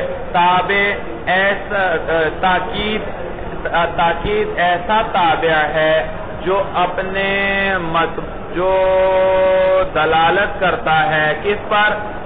شمول حکم پر. کس پر؟ کہ یہ حکم شامل ہے مطبوع کے ہر فرد کو. دیکھیے تعریف آ رہی ہے خود. التاکید تابع، تاکید ایسا تابع ہے یدل علی تقریر المطبوع، جو دلالت کرتا ہے مطبوع کو پکا کرنے پر، کو پختہ کرنے پر، فیما نسب الیہ، اس چیز میں جس کی اس کی طرف نسبت کی گئی ہے، او علی شمول الحکم، یا یہ دلالت کرتا ہے حکم کے شامل ہونے پر، لکل فرد من افراد المطبوع، کس کے لیے؟ مطبوع کے افراد میں سے ہر فرد کے لیے، یعنی مطبوع کے افراد میں سے ہر فرد وہ اس حکم میں شامل ہے، اس حکم میں شامل۔ سمجھ میں آ گئی بات کہ نہیں آئی بھائی؟ وہ تاکید، اس کے بعد بتا رہے ہیں تاکید دو قسم پر ہے مولانا، ایک تاکید لفظی ہے، ایک تاکید معنوی۔ تاکید لفظی اس کو کہتے ہیں، جیسے میں نے ابھی کہا جاءنی امیر المومنین، امیر المومنین، کہ اسی لفظ کو کیا کیا جائے؟ دوبارہ ذکر کر دیا جائے، جاء زیدن، جاء میں کتنی دفعہ لایا؟ دو، یہ بھی تاکید ہے مولانا۔ سمجھ میں آیا بھائی؟ یا مولانا ضرب، یہ تو تھا، یا ضربت انا و زیدن، یہ انا بھی کیا ہے؟ تاکید ہے مولانا۔ سمجھ میں؟ تو وہی لفظ یا تو حقیقتاً ہوگا جیسے جاءنی زیدن زیدن، یا مولانا حکماً وہی لفظ ہوگا جئت انا، انا حکم کیا ہے؟ وہی، تو ون ضمیر ہے مولانا۔ یہ ہے تاکید لفظی۔ اور ایک ہے تاکید معنوی۔ تاکید معنوی 7 8 9 الفاظ ہیں، انہی کے ساتھ آتی ہے، اور وہ کون کون سے ہیں آگے آ رہے ہیں مولانا۔ نفس کا لفظ ہے، عین کا لفظ ہے، کلا، کلتا کا لفظ ہے، کلو کا لفظ ہے، اجمعو ہے، اقطعو ہے، ابتعو ہے، ابصعو ہے۔ تو کل کتنے الفاظ ہیں؟ 9 الفاظ۔ ان میں سے یاد رکھو یہ جو نفس اور عین کا لفظ ہے، اس کے لیے تاکید مفرد کی بھی لاتے ہیں، تثنیہ کی بھی لاتے ہیں، اور جمع کی بھی تاکید لاتے ہیں، جبکہ کلا اور کلتا تاکید بنتے ہیں صرف کس کے لیے؟ تثنیہ کے لیے، اور کلو، اجمعو، اقطعو، ابتعو، ابصعو یہ تاکید بنتے ہیں مفرد کے لیے بھی اور جمع کے لیے بھی، تثنیہ کے لیے نہیں بنتے بھائی۔ سمجھ میں آیا بھائی؟ دیکھیے بھائی، وَالتَّاكِيدُ عَلَى قِسْمَيْنِ، تاکید دو قسم پر ہے، لفظی، ایک لفظی ہے وہ تقریر اللفظ الاول، وہ مقرر لانا ہے لفظ اول کو، نحو جاءنی زید زید وجاء جاء زید، وہ معنوی، دوسری قسم معنوی ہے، وہ بھی الفاظ معدودت، اور وہ چند الفاظ کے ساتھ ہوتی ہے، وہی النفس، اور وہ کیا ہے؟ نفس ہے، والعین، اور عین ہے، للواحد والمثنى والمجموع، یہ واحد کے لیے بھی آتے ہیں، تثنیہ کے لیے بھی آتے ہیں، جمع کی تاکید کے لیے بھی آتے ہیں، باختلاف الصیغہ والضمیر، صیغے اور ضمیر کے اختلاف کے ساتھ۔ بھئی دیکھو صیغہ بھی بدلے گا، مفرد کے لیے مفرد صیغہ، تثنیہ کے لیے تثنیہ، جمع کے لیے جمع، ضمیر بھی ساتھ بدلے گی، مفرد کے لیے مفرد، تثنیہ کے لیے تثنیہ، جمع کے لیے جمع۔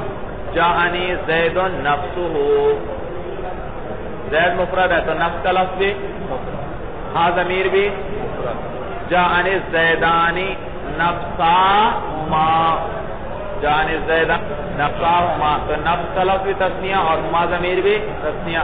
جاءنی الزیدون انفسہم، انفس بھی جمع اور ہم ضمیر بھی جمع۔ اسی طرح جاءنی زید عینہ، جاءنی الزیدان عیناہما، جاءنی الزیدون اعینہم۔ صورت سمجھ میں آ گئی؟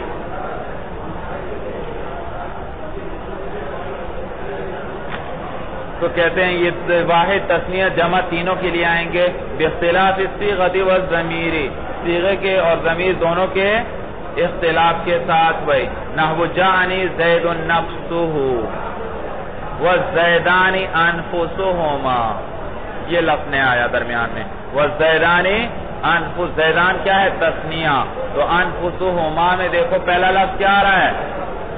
جمع، کیا آ رہا ہے؟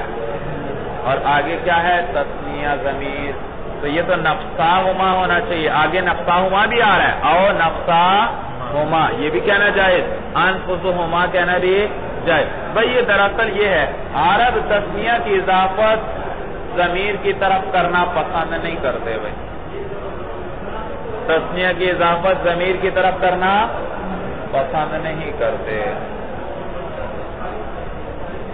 سمجھ میں آیا؟ تو پھر اس پہلے تسنیہ کو وہ جمع سے بدل دیتے ہیں. پہلے تسنیہ کو کس سے بدل دیتے ہیں؟ جمع سے. تو دیکھو نفساہما ہونا چاہیے تھا، لیکن عرب تسنیہ کی اضافت ضمیر کی طرف پسند نہیں کرتے، تو پھر کیا کر دیتے ہیں؟ پہلے کو کس سے بدل دیا؟ انفسہما. جیسے قرآن میں نہیں آتا السارق والسارقۃ فاقطعوا ایدیہما ایدیہما، حالانکہ ہونا کیا چاہیے تھا؟ یدیہما ہونا چاہیے تھا تسنیہ، لیکن پہلے کو کس سے بدل دیا گیا؟ جمع سے ایدیہما. سمجھ میں آیا؟ اور کیا ہے؟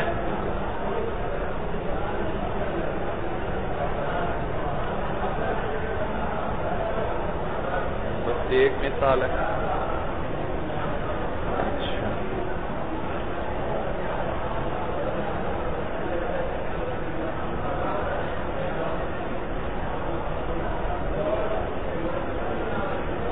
او نفساہما، یہ تسنیہ کے لیے دونوں جائز. انفسہما بھی ہے، نفساہما.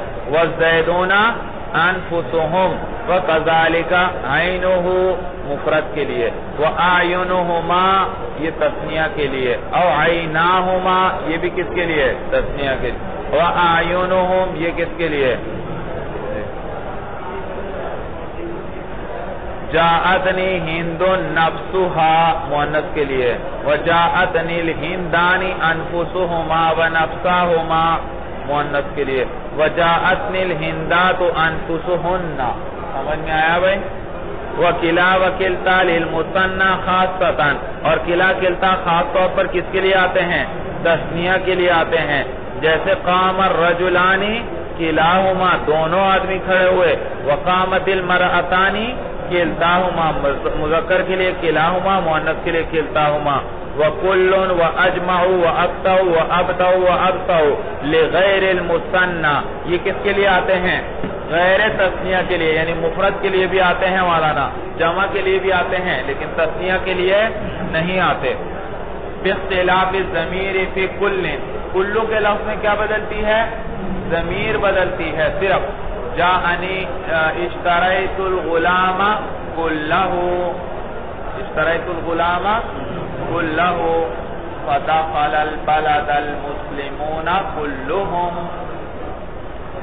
شہر میں سارے کے سارے مسلمان داخل ہوئے تو المسلمون کلہم. تو یہ کس کی آگے تاکید مولانا؟ جمع کی بھی تاکید آئے گی، اور کس کی تاکید آئے گی؟ مفرد کی بھی تاکید آئے گی.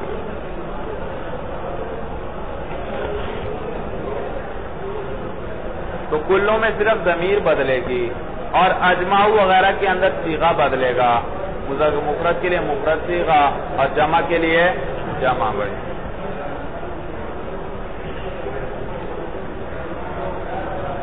باختلاف الضمیر فی کلن، کلن کے اندر ضمیر کا اختلاف ہوگا صرف. والصیغۃ فی البواقی، اور باقیوں میں صیغہ بدلے گا. تقول جاءنی القوم کلہم اجمعون اقطعون ابطعون ابصعون. تو دیکھو قوم کے لیے کیا ہے؟ کلہم. سمجھ میں آیا؟ اجمعون صیغہ جمع کے سارے آ گئے. وقامت النساء کلہن جمع قطع بطع بصع. سمجھ میں آیا؟ تو یہ کون سا صیغہ ہے؟ جمع. وَإِذَا أَرَدْتَ، اچھا یاد رکھو یہ جو ہے نا، چلیے آگے بات آ رہی ہے. وَإِذَا أَرَدْتَ تَأْكِيدَ الضَّمِيرِ الْمَرْفُوعِ الْمُتَّصِلِ بِالنَّفْسِ وَالْعَيْنِ يَجِبُ تَأْكِيدُهُ بِالضَّمِيرِ الْمُنْفَصِلِ. بھائی ضمیر مرفوع منفصل کی تاکید آپ نفس یا عین کے ساتھ لانا چاہتے ہیں. میں کہنا چاہتا ہوں ضربت نفسی، میں نے خود پٹائی کی. تو پہلے کیا ضروری ہے کہ ضمیر مرفوع منفصل تاکید کے لیے لاؤ، پھر اس کو تاکید کے لیے ضربت انا نفسی، ضربت انت نفسک، ضرب زیدن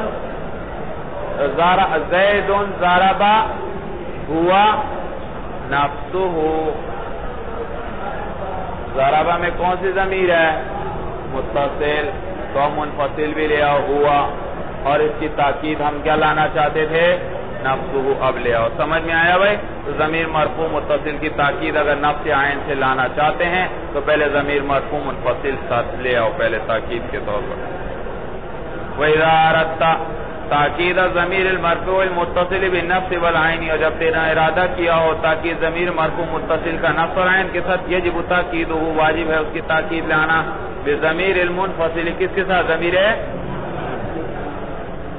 نحو ضربت انت نفسک. کیا لکھا ہوا ہے؟ نہیں بھائی، ضربت یہ تا کیا ہے؟ فاعل ہے مفعول ہے؟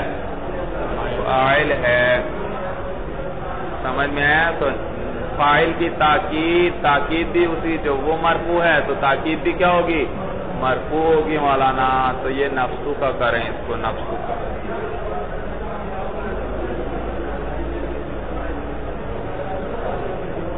سمجھ میں آیا؟ ہاں یہ کاتب نے کر دیا مولانا. ضربتا بھی زبر آ رہا ہے، انتا بھی زبر آ رہا ہے، اس لیے اس نے نفسا بھی کیا ڈال دیا؟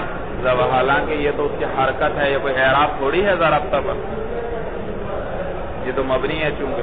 وَلَا يُؤَكَّدُ بِكُلٍّ وَأَجْمَعَ إِلَّا مَا لَهُ أَجْزَاءٌ وَأَبْعَاضٌ. بھئی دیکھو کلو اور اجماع کس کی تاکید کے لیے آتے ہیں؟ جمع کی تاکید کے لیے بھی آئیں گے، جمع کے لیے بھی اور مفرد کے لیے. تو جب جمع کی تاکید کے لیے لائیں، یاد رکھو اسی وقت آپ لا سکتے ہیں کہ جب اس کے اجزاء ہوں جو آپس میں جدا ہوتے ہوں، حصن یا حکمن، پھر کلو لے کر آئیں گے. اس لیے کہ کلو فائدہ دیتا ہے شمول کا. میرے پاس درجہ ثانیہ والے آئے سارے کے سارے، یہ سارے کے سارے میں تبھی کہوں گا کہ جبکہ درجہ ثانیہ میں کیا ہوں مولانا؟ کم از کم 2 طالب علم ہو یا 3 طالب علم ہو. اس کے بغیر تو میں نہیں کہ اگر ایک ہی طالب علم ہے میں کہوں گا کہ سارے کے سارے آئے. اس کا فرض یہ ہے کہ مولانا وہاں تو شمول کا کیا معنی؟ شمول کا فائدہ دیتا ہے تو شمول وہاں آتا ہے جہاں افراد کا الگ ہونا ممکن بھی ہو، تاکہ یہ تاکید آ کر ان سب کو کیا کر لے؟ شامل کر لے. مثلا درجہ ثانیہ میں 10 طلباء تھے، ان 10 طلباء کا علیحدہ ہونا ممکن ہے یا نہیں ہے مولانا؟ سب الگ الگ ہو سکتے ہیں. تو ہو سکتا ہے میرے پاس 7 آئیں 8 آئیں کیونکہ الگ الگ ہو سکتے ہیں. تو اب میں جب کہوں گا کلو ہوں تو اس کا کیا معنی ہے کہ سارے کے سارے آئے ہیں. تو کلو آتا ہے شمول کے لیے. تو جس چیز کی اجزاء ہی نہیں اس میں شمول کا کیا معنی؟ میں کہتا ہوں زید میرے پاس سارا کا سارا آیا، صحیح ہے یہ بات؟ نہیں، یہاں اس کے اجزاء ہو ہی نہیں سکتے جدا. تو مولانا یہاں کل کی شمول کا کیا معنی؟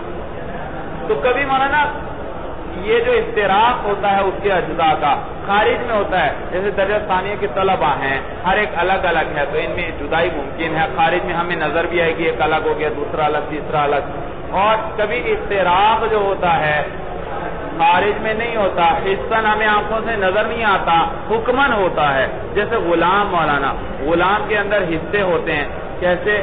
ایک آدھا آپ خرید لیں، آدھا دوسرا خرید لیں، دونوں کی خدمت کرے گا.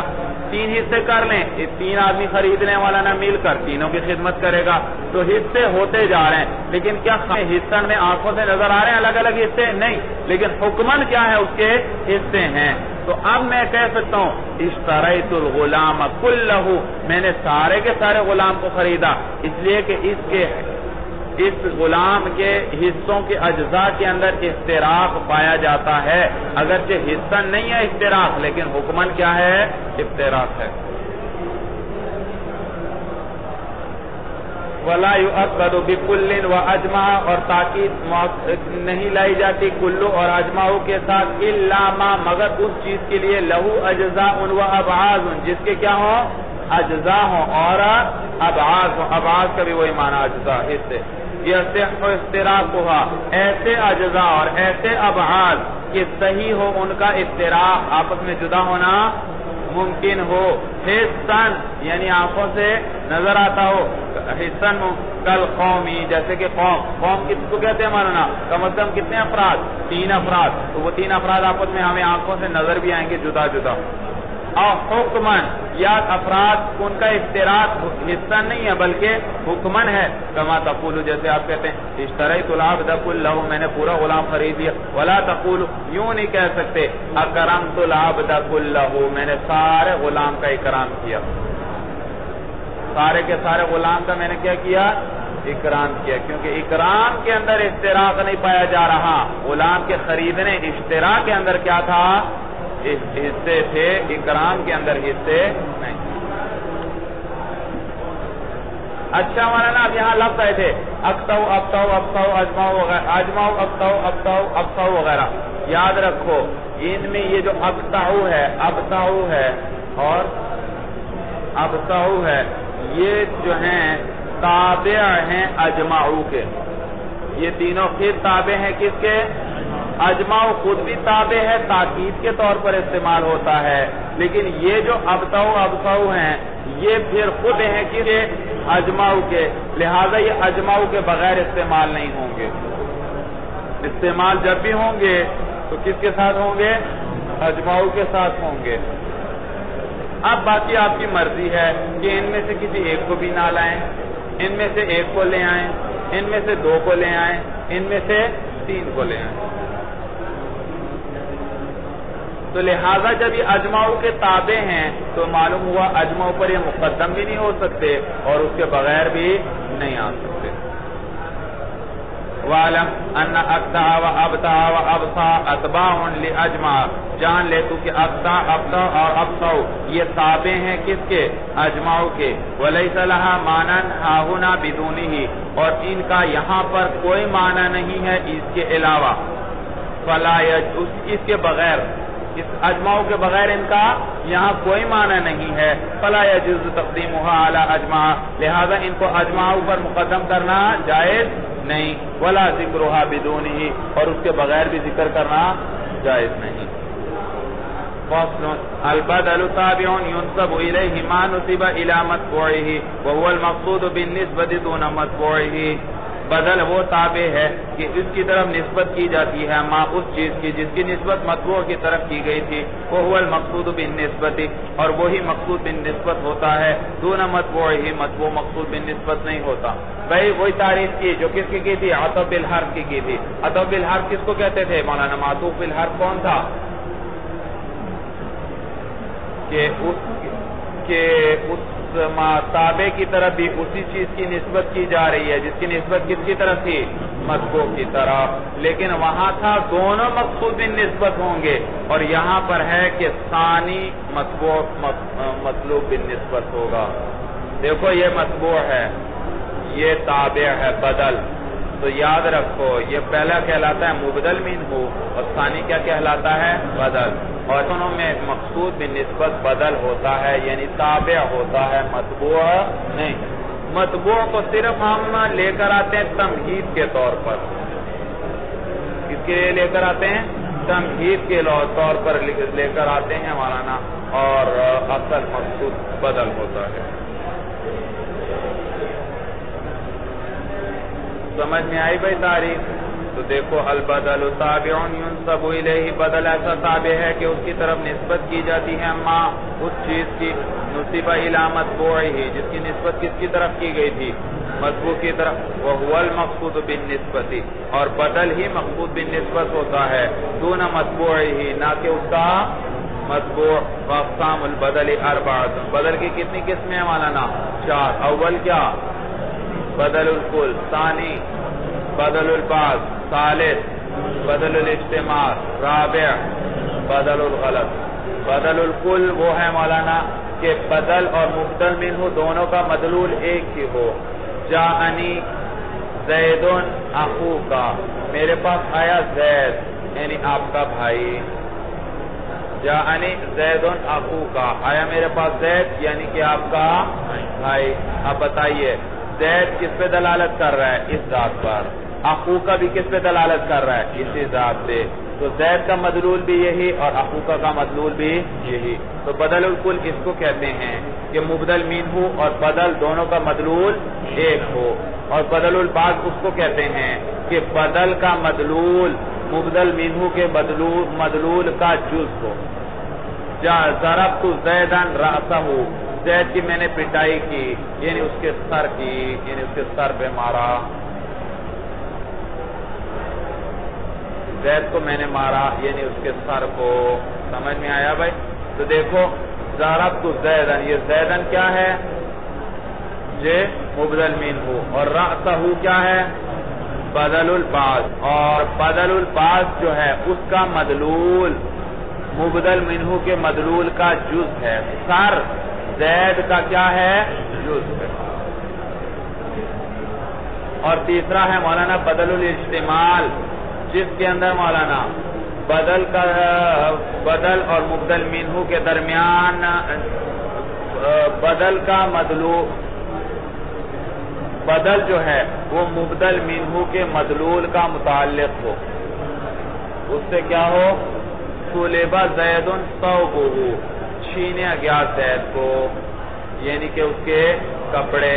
تو یہ کپڑے کا مدلول جو ہے مولانا، کپڑے کس پہ دلالت کر رہے ہیں؟ یہ جو کپڑے یہ کس سے؟ زید سے متعلق ہیں، مبدل منہ سے۔ یہ کپڑے کس کے ہیں؟ زید کے ہیں، یعنی اس سے متعلق۔ اور بدل الغلط وہ ہے مولانا جس کا سبب غلطی بنے۔ آپ نے کہا جاءنی زید، آپ نے کہا نا یہ چاہتے تھے عمر آیا، منہ سے نکلا زید، آپ نے فوراً پھر اصلاح کی، جاءنی زید عمر، جاءنی زید عمر، تو آپ کے منہ سے پہلے زید نکلا، غلطی ہوئی آپ سے، فوراً آپ نے اصلاح کی، کیا کہا؟ عمر۔ تو یہ عمر کیا ہے؟ بدل الغلط ہے، بدل الغلط۔ سمجھ میں آیا؟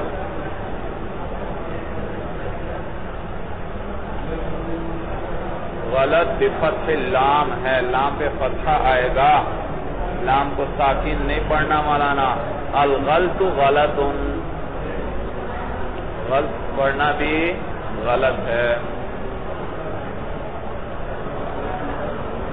دیکھیے بھائی، وَأَقْسَامُ الْبَدَلِ أَرْبَعَةٌ، بدل کی اقسام 4 ہیں۔ بدل الکل من الکل، ایک تو بدل ہوگا کل کا کل سے، وَهُوَ مَا مَدْلُولُهُ مَدْلُولُ الْمَطْبُوعِ، وہ بدل وہ ہے کہ جس کا مدلول مطبوع کا بھی مدلول ہو، نحو جاءنی اخوک، بدل البعض من الکل، اور بدل البعض کس سے؟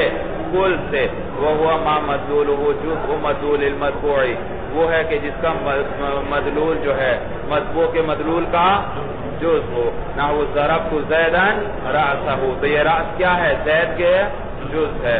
وبدل الاجتماع وهو ما مدلولہ متعلق المطبوع، وہ ہے جس کا مدلول مولانا مطبوع کا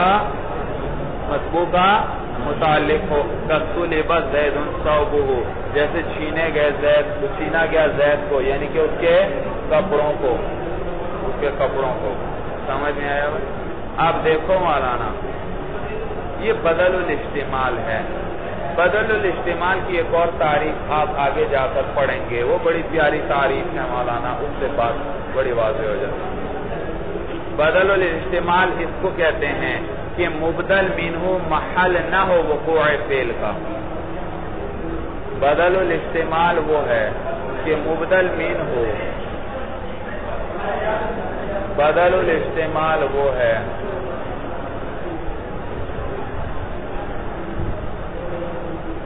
کہ مبدل منہ ہو محل نہ ہو وقوع فعل کا، کہ مبدل منہ ہو محل نہ ہو وقوع فعل کا، بلکہ ذہن منتظر رہتا ہے، بلکہ ذہن منتظر رہتا ہے،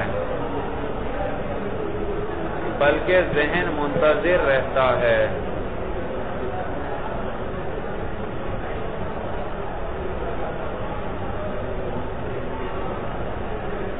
کہ کوئی اور کلمہ آئے، کہ کوئی اور کلمہ آئے جو محل فعل بنے، جو محل فعل بنے،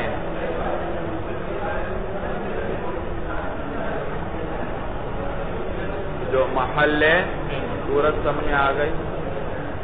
بدل الاجتمال کس کو کہتے ہیں کہ مبدل منہ محل نہ ہو وقوع فعل کا، بلکہ ذہن منتظر رہتا ہے کہ کوئی اور کلمہ آئے جو محل بنے کس کا؟ فعل۔ جیسے دیکھو سلب زید ثوبہ، صرف پہلے پڑھو سلبا زیدون، زید کو چھینا گیا. بھائی زید چھیننے کا محل ہے؟ ہاں زید چھیننے کا محل ہی نہیں ہے کہ اس کو چھینا جائے. تو اس کو اب ذہن منتظر ہے کہ یہ زید تو محل فعل نہیں ہے، یہ تو چھینے جانے کے قابل نہیں ہے. اب ذہن منتظر ہے کہ کوئی اور کلمہ آئے جو محل بن سکے کس کا؟ چھینے جانے کا. اور پھر وہ آگے کیا آتا ہے؟ ثوبہ، کس کو چھینا گیا؟ یعنی کہ اس کے کپڑوں کو چھینا گیا. تو اب ذہن مطمئن ہو جاتا ہے کہ کپڑے جو ہیں وہ کیا ہیں؟ چھینے جانے کے قابل ہیں. سمجھ میں آیا؟ اس کو کہتے ہیں بدل الاجتماع. وبدل الغلطی، بدل الغلط جو ہے وہ ہوا ما یذکر بعد الغلطی، جس کو غلطی کے بعد ذکر کیا جائے. نحو جاءنی زید جعفر ورأیت رجلا حمارا، رأیت رجلا حمارا. آپ کہنا چاہتے تھے میں نے ایک گدھا دیکھا، آپ کے منہ سے رجلا نکل گیا، آپ نے فوراً اصلاح کی، کیا کہا؟ حمارا. رأیت رجلا حمارا. موصوف صفت نہ بنا دینا اس کو بھائی.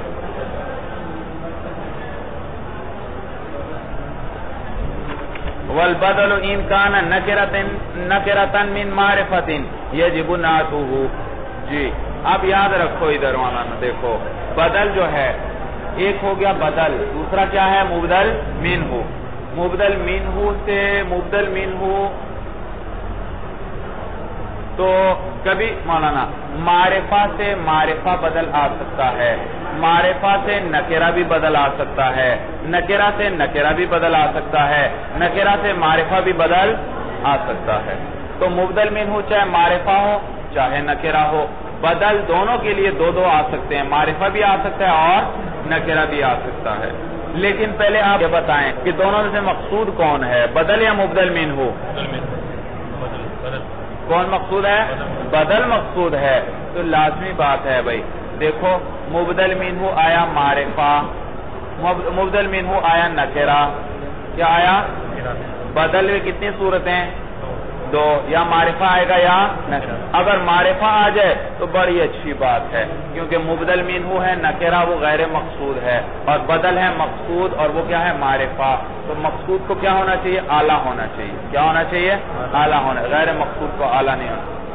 اچھا مبدل منہ ہے نکرہ، بدل بھی کیا آیا؟ نکرہ.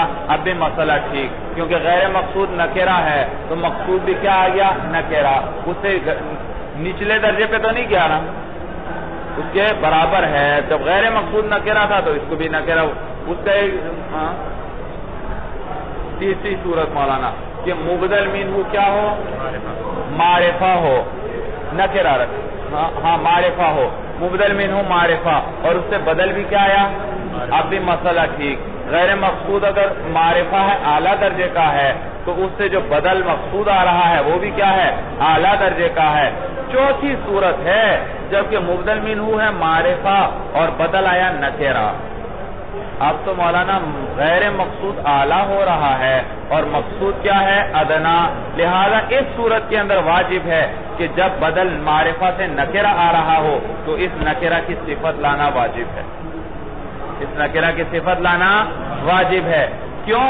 اس لیے کہ غیر مقصود معرفہ ہے اور مقصود کیا ہے؟ نکرہ ہے. تو نکرہ کی ہم صفت لائیں گے تو صفت کی وجہ سے کیا آ جاتی ہے؟ نکرہ میں تخصیص، اور تخصیص کی وجہ سے چیز معرفہ تو نہیں بنتی لیکن معرفہ کے قریب ہو جاتی ہے، اور قریب الی الشیء فی حکم الشیء ہوتی ہے.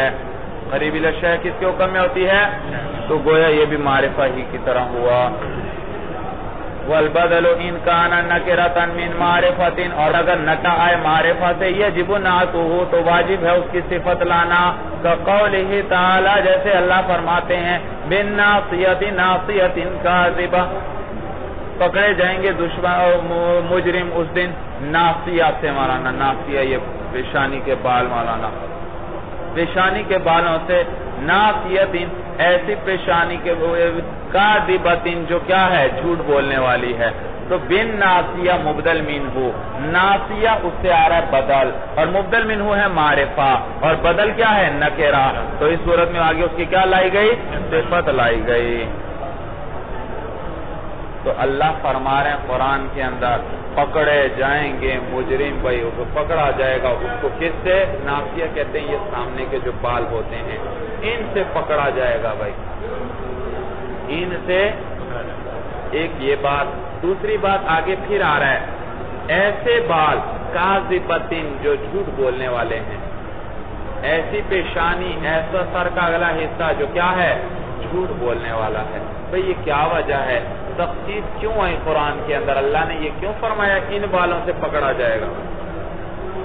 وجہ یہ مولانا آج سائنسدانوں نے تحقیق کی تو آج وجہ پتہ چلی مولانا. وجہ یہ کہ انسان کے دماغ کے 3 حصے ہیں، مقدم، وسط اور مؤخر. بھائی ان میں سے یاد رکھو یہ جو شرارت ہے، یہ جو غلط خیالات، غلط سوچ ہے، یہ اگلے حصے میں پیدا ہوتی ہے. کس میں پیدا ہوتی ہے؟ اگلے حصے میں پیدا ہوتی ہے. اسی لیے مجرموں کے بارے میں بھی اللہ نے کیا فرمایا؟ ان کو یہاں سے پکڑا جائے گا. اور اس کو کیا کاذبتن، اس کو جھوٹا کہا، اس کی مذمت بیان کی، کیونکہ یہاں پر یہ خیالات خیالات کاذبہ یہاں آتے ہیں. وَلَا يَجِبُ ذَلِكَ فِي عَكْسِهِ، اور عکس میں یہ واجب بنانا، یعنی بدل منہ اگر نکرہ ہو اور بدل کیا آ رہا ہو؟ معرفہ آ رہا ہو، تو پھر ایسا کرنا واجب، ایسا ضروری نہیں. وَلَا فِي الْمُتَجَانِسَيْنِ، اور اسی طرح مولانا دونوں ایک جیسے ہوں، دونوں مبدل منہ اور بدل دونوں نکرہ ہوں یا دونوں معرفہ ہوں، پھر بھی صفت وغیرہ کا لانا ضروری نہیں ہے. فصل عطف البیان، یہ فصل ہے عطف بیان کے بارے میں. تابعون غیر صفت یوضح مطبوعہ، عطف بیان ایسا تابع ہے غیر صفت جو صفت کے علاوہ ہوتا ہے، یوضح مطبوعہ، اور اپنے مطبوع کی کیا کرتا ہے؟ وضاحت کرتا ہے. تو دیکھو صفت بھی اپنے مطبوع کی کیا کرتی تھی؟ وضاحت کرتی تھی یا نہیں کرتی تھی؟ توضیح کے لیے آتی تھی. تو غیر صفت ان کی قید لگا کر اس کو کیا کر دیا؟ نکال دیا. وَهُوَ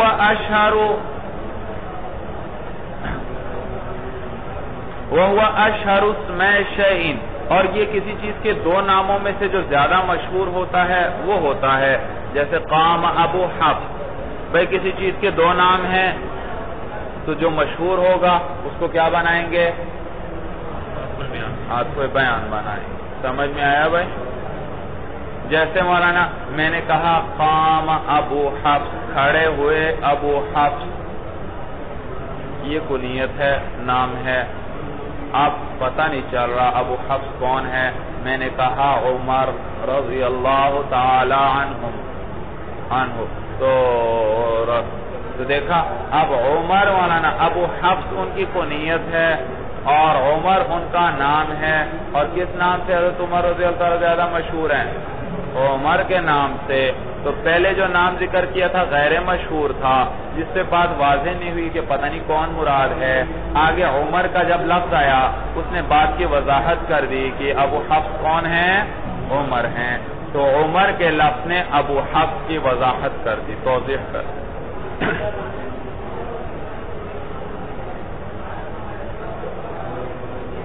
وقام عبداللہ، عبداللہ کھڑے ہوئے. بھئی کون عبداللہ؟ ابن عمر رضی اللہ تعالی عنہما. بھئی ابن عمر، حضرت عمر رضی اللہ تعالی عنہ کے کئی بیٹے ہیں لیکن ایک بیٹے ابن عمر سے مشہور ہوئے. یہ سارے ابن عمر، سب ہیں ہی نہیں ابن عمر، لیکن ایک بڑے کامل تھے. سمجھ میں آیا؟ سنتوں کے بے انتہا پیروی کرنے والے بہت بڑے عالم. وہ ابن عمر جب مطلق بولا جائے وہی مراد ہوتے ہیں. ان کا نام عبداللہ تھا. تو جب میں نے کہا قام عبداللہ، عبداللہ کھڑے ہوئے، پتہ نہیں چلا کون عبداللہ. میں نے کہا ابن عمر. بھائی اس نے کیا کر دی؟ تو یہ عبداللہ بھی انہی کا نام، ابن عمر سے بھی وہی مشہور. تو زیادہ مشہور کون تھا؟ ابن عمر. تو وضاحت کر وقام عبداللہ ابن عمر ولا يلتبس بالبدل لفظا في مثل قول الشاعر، اور اس کا التباس بدل کے ساتھ نہیں آتا بے اعتبار لفظوں کے اس قسم کی مثالوں میں، جیسے کہ شاعر نے کہا ہے. بھئی عطف بیان اور بدل میں بڑا مشکل ہے فرق. بڑے بڑے علماء کہتے ہیں ہمیں عطف بیان اور بدل میں کوئی فرق نظر نہیں ہے.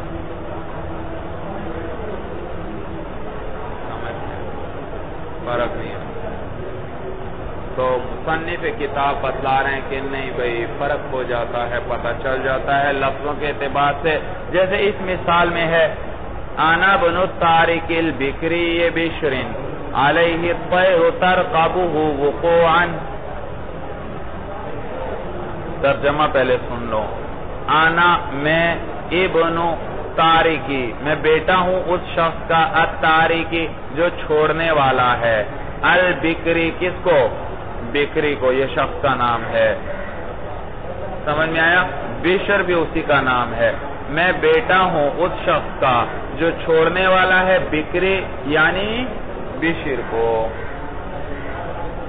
بھئی عطف بیان ہے نا، ایک ہی آدمی کے دو نام ہیں. بکری زیادہ مشہور نہیں ہے، کون سا نام زیادہ مشہور ہے؟ بشر. تو پہلے بکری کہا، پھر وضاحت کے لیے کس کو ذکر کر دیا؟ بشر کو. تو کہتا ہے یہ شاعر کا باپ کا کوئی دشمن تھا بھائی. تو شاعر مولانا فخر کر رہا ہے کہ میں تو کوئی معمولی آدمی نہیں ہوں، میرے باپ کے ساتھ بکری بشر کی دشمنی تھی اور میرا باپ اتنا بہادر تھا کہ اس نے بکری بشر کو قتل کر ڈالا. اس نے بکری بشر کو کیا کیا تھا؟ قتل کر ڈالا تھا. یعنی جنگل میں اس کو تلوار یا نیزے سے ایسا زبردست مارا کہ وہ زمین پر پڑا آخری سانسیں لے رہا تھا اور ارد گرد درختوں پر پرندے اور یا اس کے پاس زمین پر پرندے بیٹھے ہوئے انتظار کر رہے تھے کہ کب اس کی روح نکلتی ہے اور ہم پھر جا کر اس کا گوشت کھائیں. سمجھ میں آیا بھائی؟ اس بات کو وہ شاعر شعر میں بیان کر رہا ہے. انا بن الطارق البکری بشر کہ میں بیٹا ہوں اس شخص کا الطارق جو چھوڑنے والا ہے. کس کو چھوڑنے والا ہے؟ بکری بشر کو چھوڑنے والا ہے. اس حال میں علیہ الطیر کہ اس پر کیا تھے؟ پرندے تھے. ترقبہ اور وہ پرندے اس کیا کر رہے تھے؟ اس کا انتظار کر رہے تھے. وقوعاً اور وہ پرندے بیٹھے تھے. وہ پرندے کیا تھے؟ وہ پرندے بیٹھے ہوئے تھے، انتظار کر رہے تھے. کیوں بیٹھے تھے؟ کس چیز کا انتظار کر رہے تھے؟ کیونکہ اس میں تھوڑی سی جان باقی تھی اور جب تک کسی جاندار میں جان ہوتی ہے گوشت خور پرندے، گوشت کھانے والے جو پرندے ہوتے ہیں قریب نہیں جاتے. جب جان نکل جاتی ہے تو پھر جا کر کیا کرتے ہیں؟ اس کا گوشت کھاتے ہیں. سمجھ میں آیا بھائی؟ تو پرندے انتظار کر رہے تھے. سورج سمجھ میں آ گئی؟ آپ ذرا ترکیب بھی سن لو. انا بن الطارق البکری بشر علیہ الطیر علیہ الطیر. یہ ہے مولانا ثابت علیہ الطیر. علیہ کس سے متعلق؟ ثابتہ سے. اور الطیر اس کے لیے فاعل. الطیر اس کے لیے فاعل. ثابت الطیر علیہ اس پر کیا ثابت ہیں؟ پرندے. اور یہ پورا جملہ حال ہے بکری بشر سے. یہ پورا جملہ کیا ہے؟ آپ نے پڑھا تھا یا نہیں کہ حال کبھی کیا واقع ہوتا ہے؟ جملہ. تو جملہ واقع ہوتا ہے اور جب جملہ حال واقع ہو ذوالحال سے جوڑنا ہو تو ہمیں کیا چاہیے؟ عائد چاہیے یا نہیں چاہیے؟ ربط چاہیے. وہ ربط اب یہاں پر کس نے دیا؟ ثابت علیہ الطیر. کس نے ربط دیا مولانا؟ ثابتہ میں. ثابتہ کے اندر ہوا ضمیر تو ہے ہی نہیں، اس میں تو آگے طیر کو فاعل میں نے بنا دیا. علیہ کی ہا ضمیر یہ کس کو لوٹ رہی ہے؟ بکری بشر کو.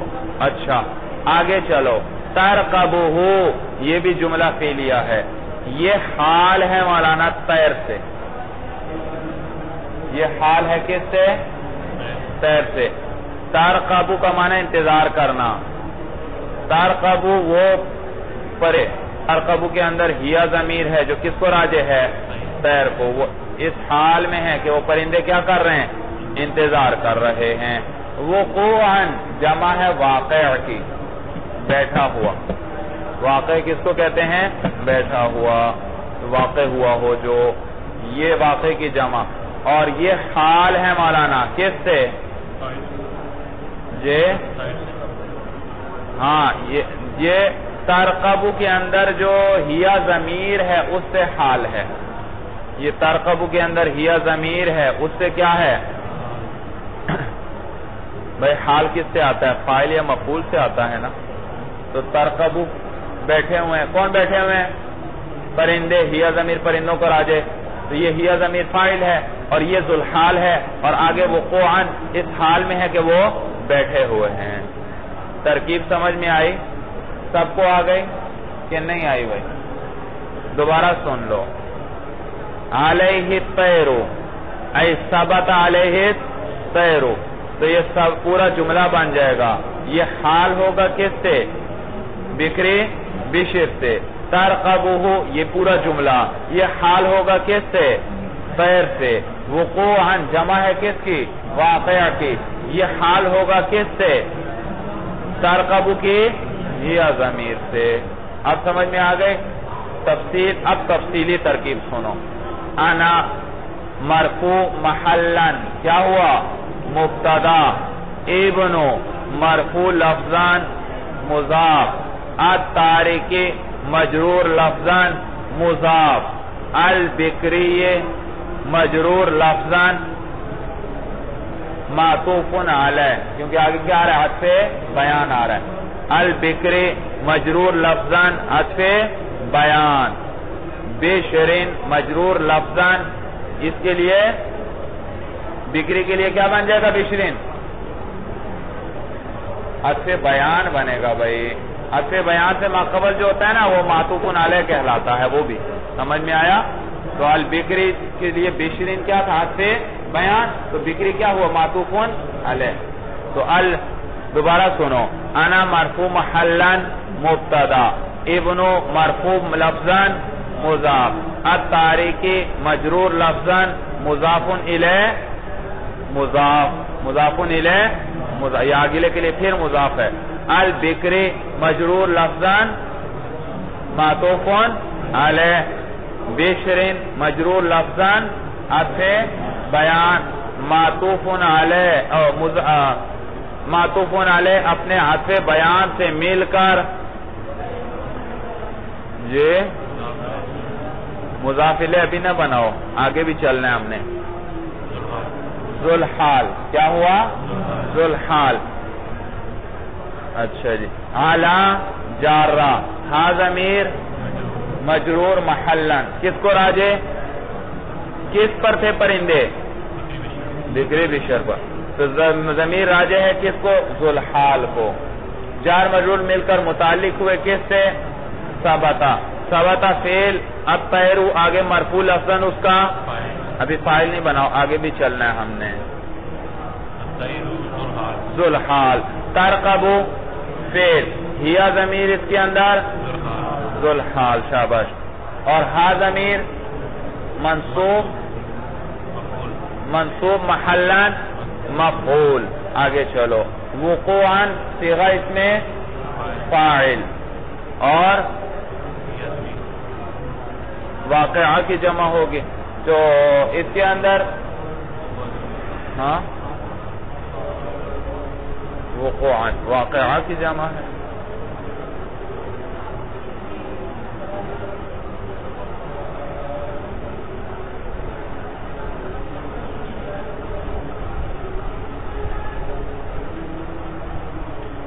جمع کی ضمیر ہے نا ہوم. کیا ہے؟ ہوم جمع کی ضمیر. بھائی جمع کی ضمیر تو طیر جو ہے جمع ہے نا، تو بتاویل جماعت ان کے واحد مؤنث کی ضمیر بھی لوٹا سکتے ہو اور جمع کی ضمیر بھی لوٹا سکتے ہو. تو وقوعاً کے اندر کون سی ضمیر؟ ہوم ضمیر جو کس کو راجع ہے؟ جی اچھا ہوم ہیا کو راجع ہے. واہ، اسی لیے تو میں نے کہا تھا یوں نہ کہا کرو، یوں کہا کرو. کس کو راجع؟ ذوالحال کو راجع. بات ختم، آنکھیں بند کر کے. اب ذوالحال جانے اور وہ جانے، بس ذوالحال کو راجع. یہ ہم ضمیر کس کو راجع؟ ذوالحال کو. اس میں فاعل اپنے فاعل سے مل کر شبہ جملہ ہو کر منصوب لفظاً حال. اچھا ترقبو کے اندر جو ہوا ضمیر تھی ہیا ضمیر تھی، ذوالحال اپنے حال سے مل کر ترقبو کے لیے فاعل، فعل اپنے فاعل اور مفعول سے مل کر جملہ فعلیہ ہو کر حال، کون تھا ذوالحال؟ طیر ذوالحال اپنے حال سے مل کر یہ کیا ہوا؟ ثبتہ کے لیے فاعل، ثبتہ فعل اپنے فاعل اور متعلق سے مل کر جملہ شبہ جملہ ہوگا، جملہ فعلیہ ہو کر یہ کیا ہوا؟ حال۔ ذوالحال کون؟ ہاں ذوالحال اپنے حال سے مل کر اب بناؤ، کیا بنا؟ مضاف الیہ، مضاف الیہ مل کر پھر کیا ہوا؟ مضاف الیہ، پھر مضاف الیہ مل کر خبر، مبتدا خبر مل کر، بس اتنی چیزیں، ایک مبتدا ایک خبر ہے اور تو کچھ ہے ہی نہیں اس کے اندر۔ سمجھ میں آیا بھائی؟ ترکیب آ گئی۔ اب یاد رکھو مولانا کر رہے ہیں کہ بدل میں اور عطف بیان میں آسانی سے فرق ہو سکتا ہے۔ بدل یاد رکھو، بدل تکرار حامل کے درجے میں ہوتا ہے۔ بدل کس میں ہوتا ہے؟ تکرار عامل کے درجے میں ہوتا ہے، یعنی اس پر عامل دوبارہ داخل ہو رہا ہے، گویا کہ اس پر عامل دوبارہ داخل ہو رہا ہے، کہ اس پر عامل کیا ہے؟ دوبارہ داخل ہو رہا ہے۔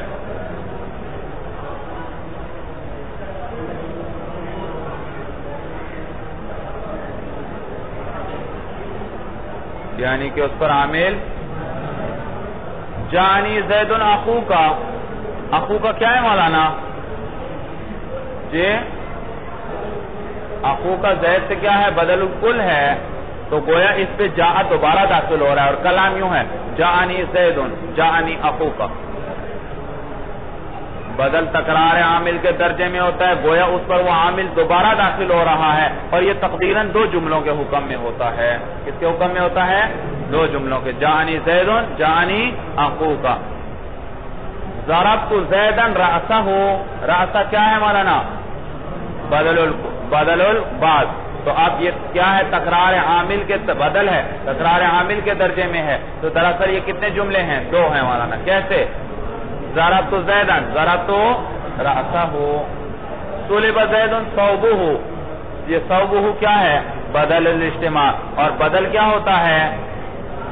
تکرار عامل کے درجے میں، تو یہ کس طرح کتنے جملوں کے حکم میں ہے؟ دو۔ کیسے؟ صلب زید صلب ثوبہ، جاء زید عمر، یہ عمر کیا ہے؟ زید سے، بدل الغلط ہے، یہ بدل کس کے حکم میں ہوتا ہے؟ تکرار عامل، تو گویا یہ کتنے جملوں کے حکم میں ہے؟ دو۔ کس طرح؟ جاء زید جاء عمر۔ سورج سمجھ گئی؟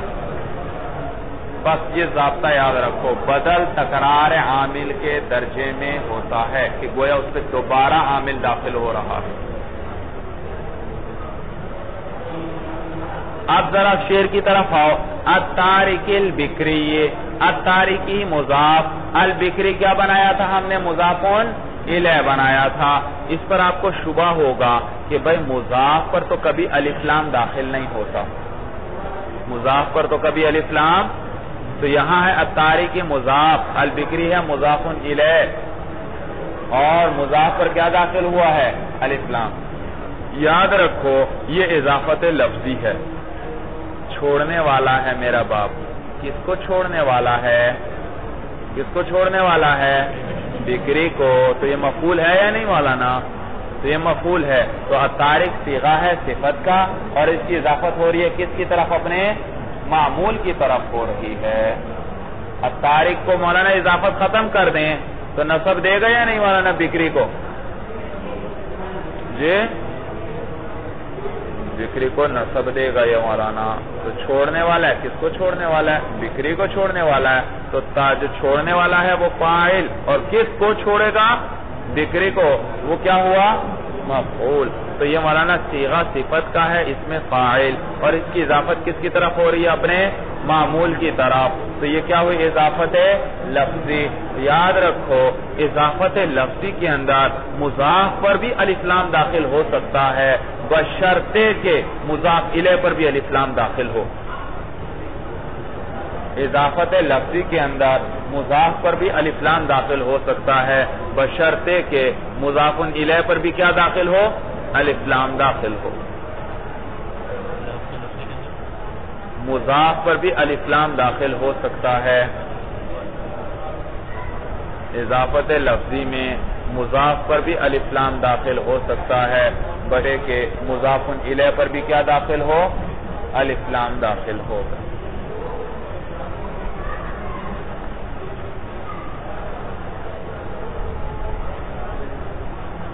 سمجھ میں آئی بات؟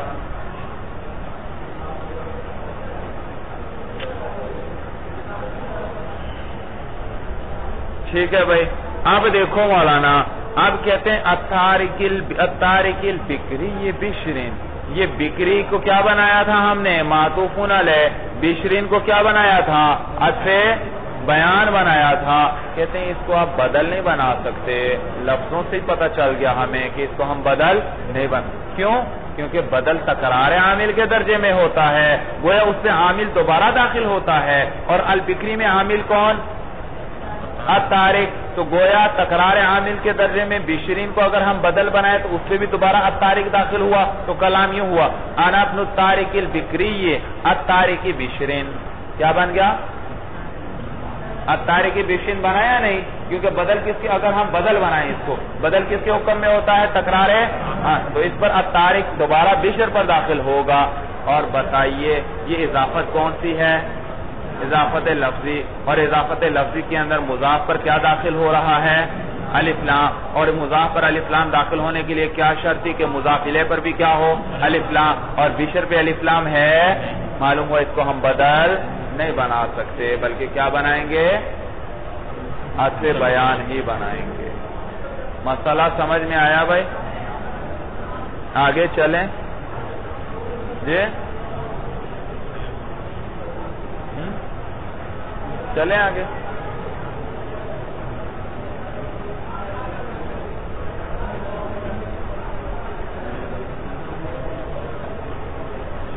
الباب الثانی فی الاسم المبنی وهو اسم وقع غیر مرکب مع غیره مثل الف با تا سا ومثل واحد نان وثلاث وکلفظة زید وحدہ فإنه مبنی بالفعل على السکون ومعرب بالقوة.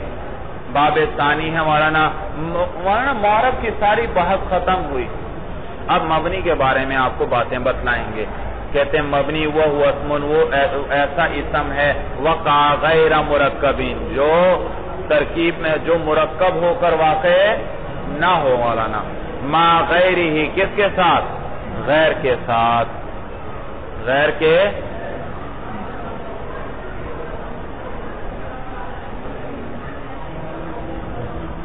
دیکھو معرب کی کیا تعریف گزری تھی مولانا؟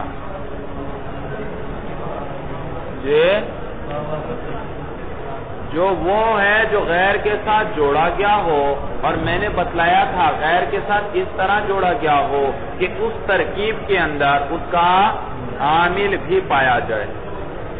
اس ترکیب میں اس کا، تو غلام زیدین. اب یہاں پر غلام زیدین پڑھیں گے کیونکہ زید بھی ترکیب میں ہے، غلام بھی جوڑا، دونوں ترکیب میں ہیں، جوڑے گئے ہیں نہیں آپس میں. لیکن زید کے اندر تو عامل ہے غلام، لیکن غلام میں کون عامل ہے؟ آپ رفع پڑھنا چاہتے ہیں، کیوں پڑھیں گے بھائی؟ عامل ہی کوئی نہیں، نصب کوئی نہیں، جر کوئی. مبتدا بنانے تو وہ الگ بات ہے، اس کی بات نہیں کرتا، پھر تو عامل آ گیا بھائی.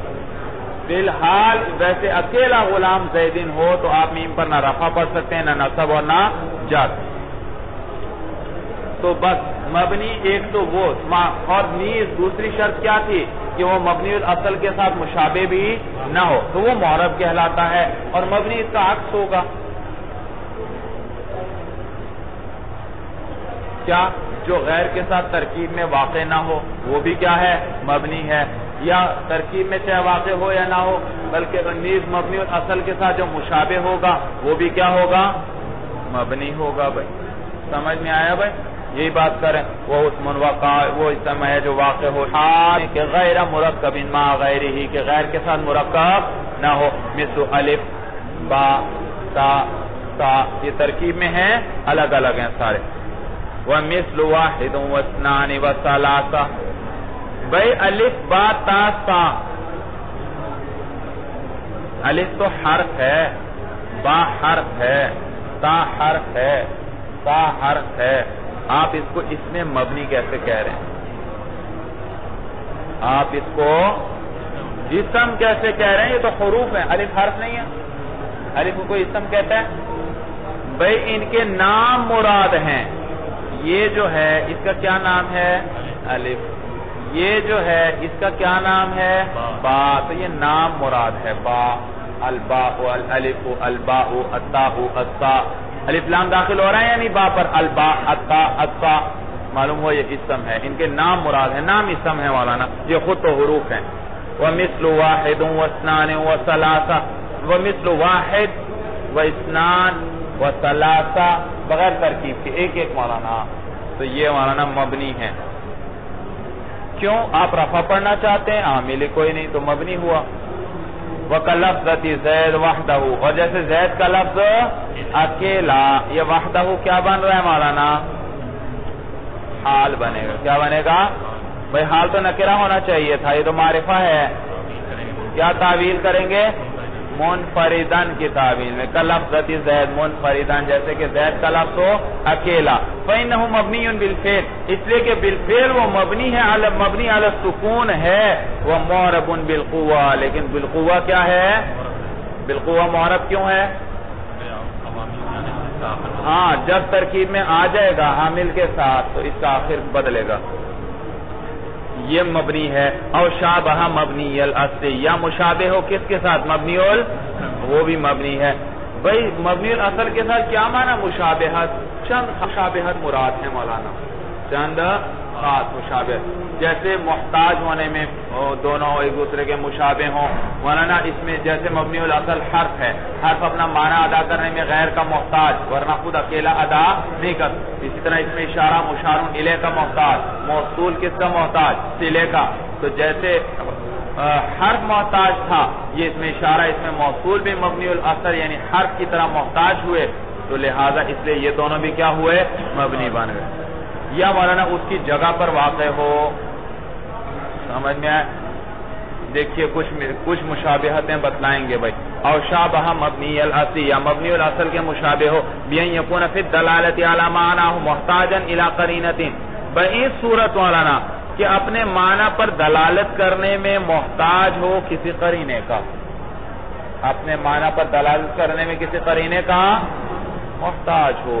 بھئی مولانا مین اپنے معنی میں دلالت کرنے میں کیا تھا؟ غیر کا محتاج تھا.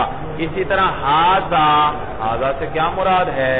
یہ بھی کسی قرینے کا محتاج ہے، مشارون الیہ کا محتاج.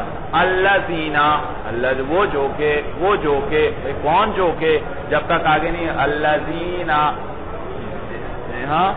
یذهبون الی البیت. سمجھ میں جب تک آگے صلہ نہیں آئے گا موصول کا کچھ پتہ نہیں چلے گا. تو یہ بھی مشابہت ہے. کل اشارتی، جیسے کہ اشارہ ہے مولانا.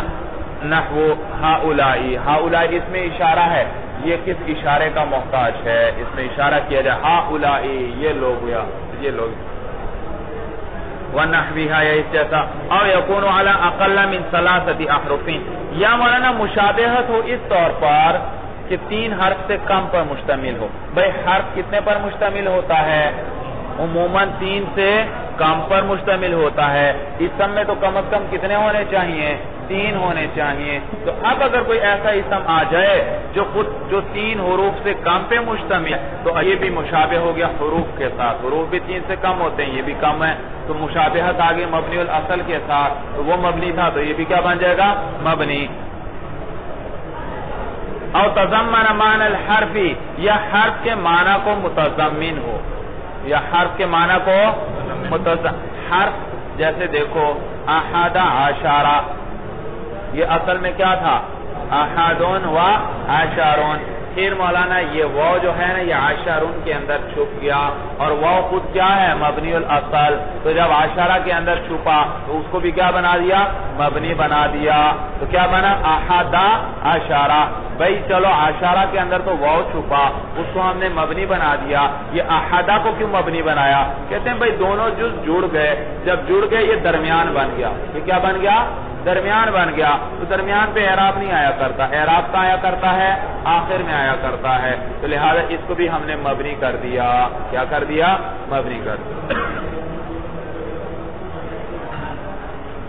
او تضمن معنی الحرف، یا متضمن ہو وہ مرکب جو ہے حرف کے معنی کو، نحو ذا، یہ اس میں اشارہ ہے، یہ مشار الیہ کا محتاج، جیسے اور نیز ومن، یہ کیا ہے؟ اس میں موصول ہے مولانا، یہ 3 حرف سے کم پر مشتمل ہے، نیز اس میں موصول بھی ہے۔ وَأَحَدَ عَشَرَ إِلَى 19 کہ ان میں حرف جزء ثانی کیا ہے؟ متضمن ہے کس کو؟ حرف کو، دوسرا جزء عشرہ جو ہے اس میں وہ چھپا ہے۔ وَهَذَا الْقِسْمُ لَا يَصِيرُ مُعْرَبًا أَصْلًا، یہ والی قسم کبھی بھی معرب نہیں بنتی، یہ جو مبنی والاصل کے ساتھ مشابہ ہوتی ہے نا، یہ ترکیب میں بھی آ جائے پھر بھی یہ مبنی رہے گی، ہاذا ترکیب میں بھی آ جائے تو مبنی رہے گا، اس پر اعراب ظاہر نہیں ہوگا، اور یہ قسم کبھی بھی معرب نہیں بنتی۔ وَحُكْمُهُ أَلَّا يَخْتَلِفَ آخِرُهُ بِاخْتِلَافِ الْعَوَامِلِ، اور حکم اس کا یہ ہے مولانا کہ اس کا آخر عوامل کے بدلنے سے کا نہیں۔ وَحَرَكَاتُهُ تُسَمَّى ضَمًّا وَفَتْحًا وَكَسْرًا، اور اس کی حرکات کو کیا کہتے ہیں؟ ضمہ، فتحہ اور کسرہ، اور معرب کی حرکات کو کیا کہتے ہیں؟ رفع، نصب اور جر، اور مشترک لفظ کون سے ہیں؟ ضمتن، فتحتن، کسرتن۔ وَسُكُونُهُ وَقْفًا، اور اس مبنی کے سکون کو کیا کہتے ہیں؟ وقف کہتے ہیں۔ وَهُوَ عَلَى ثَمَانِيَةِ أَنْوَاعٍ، یہ 8 قسم پر ہیں مبنی۔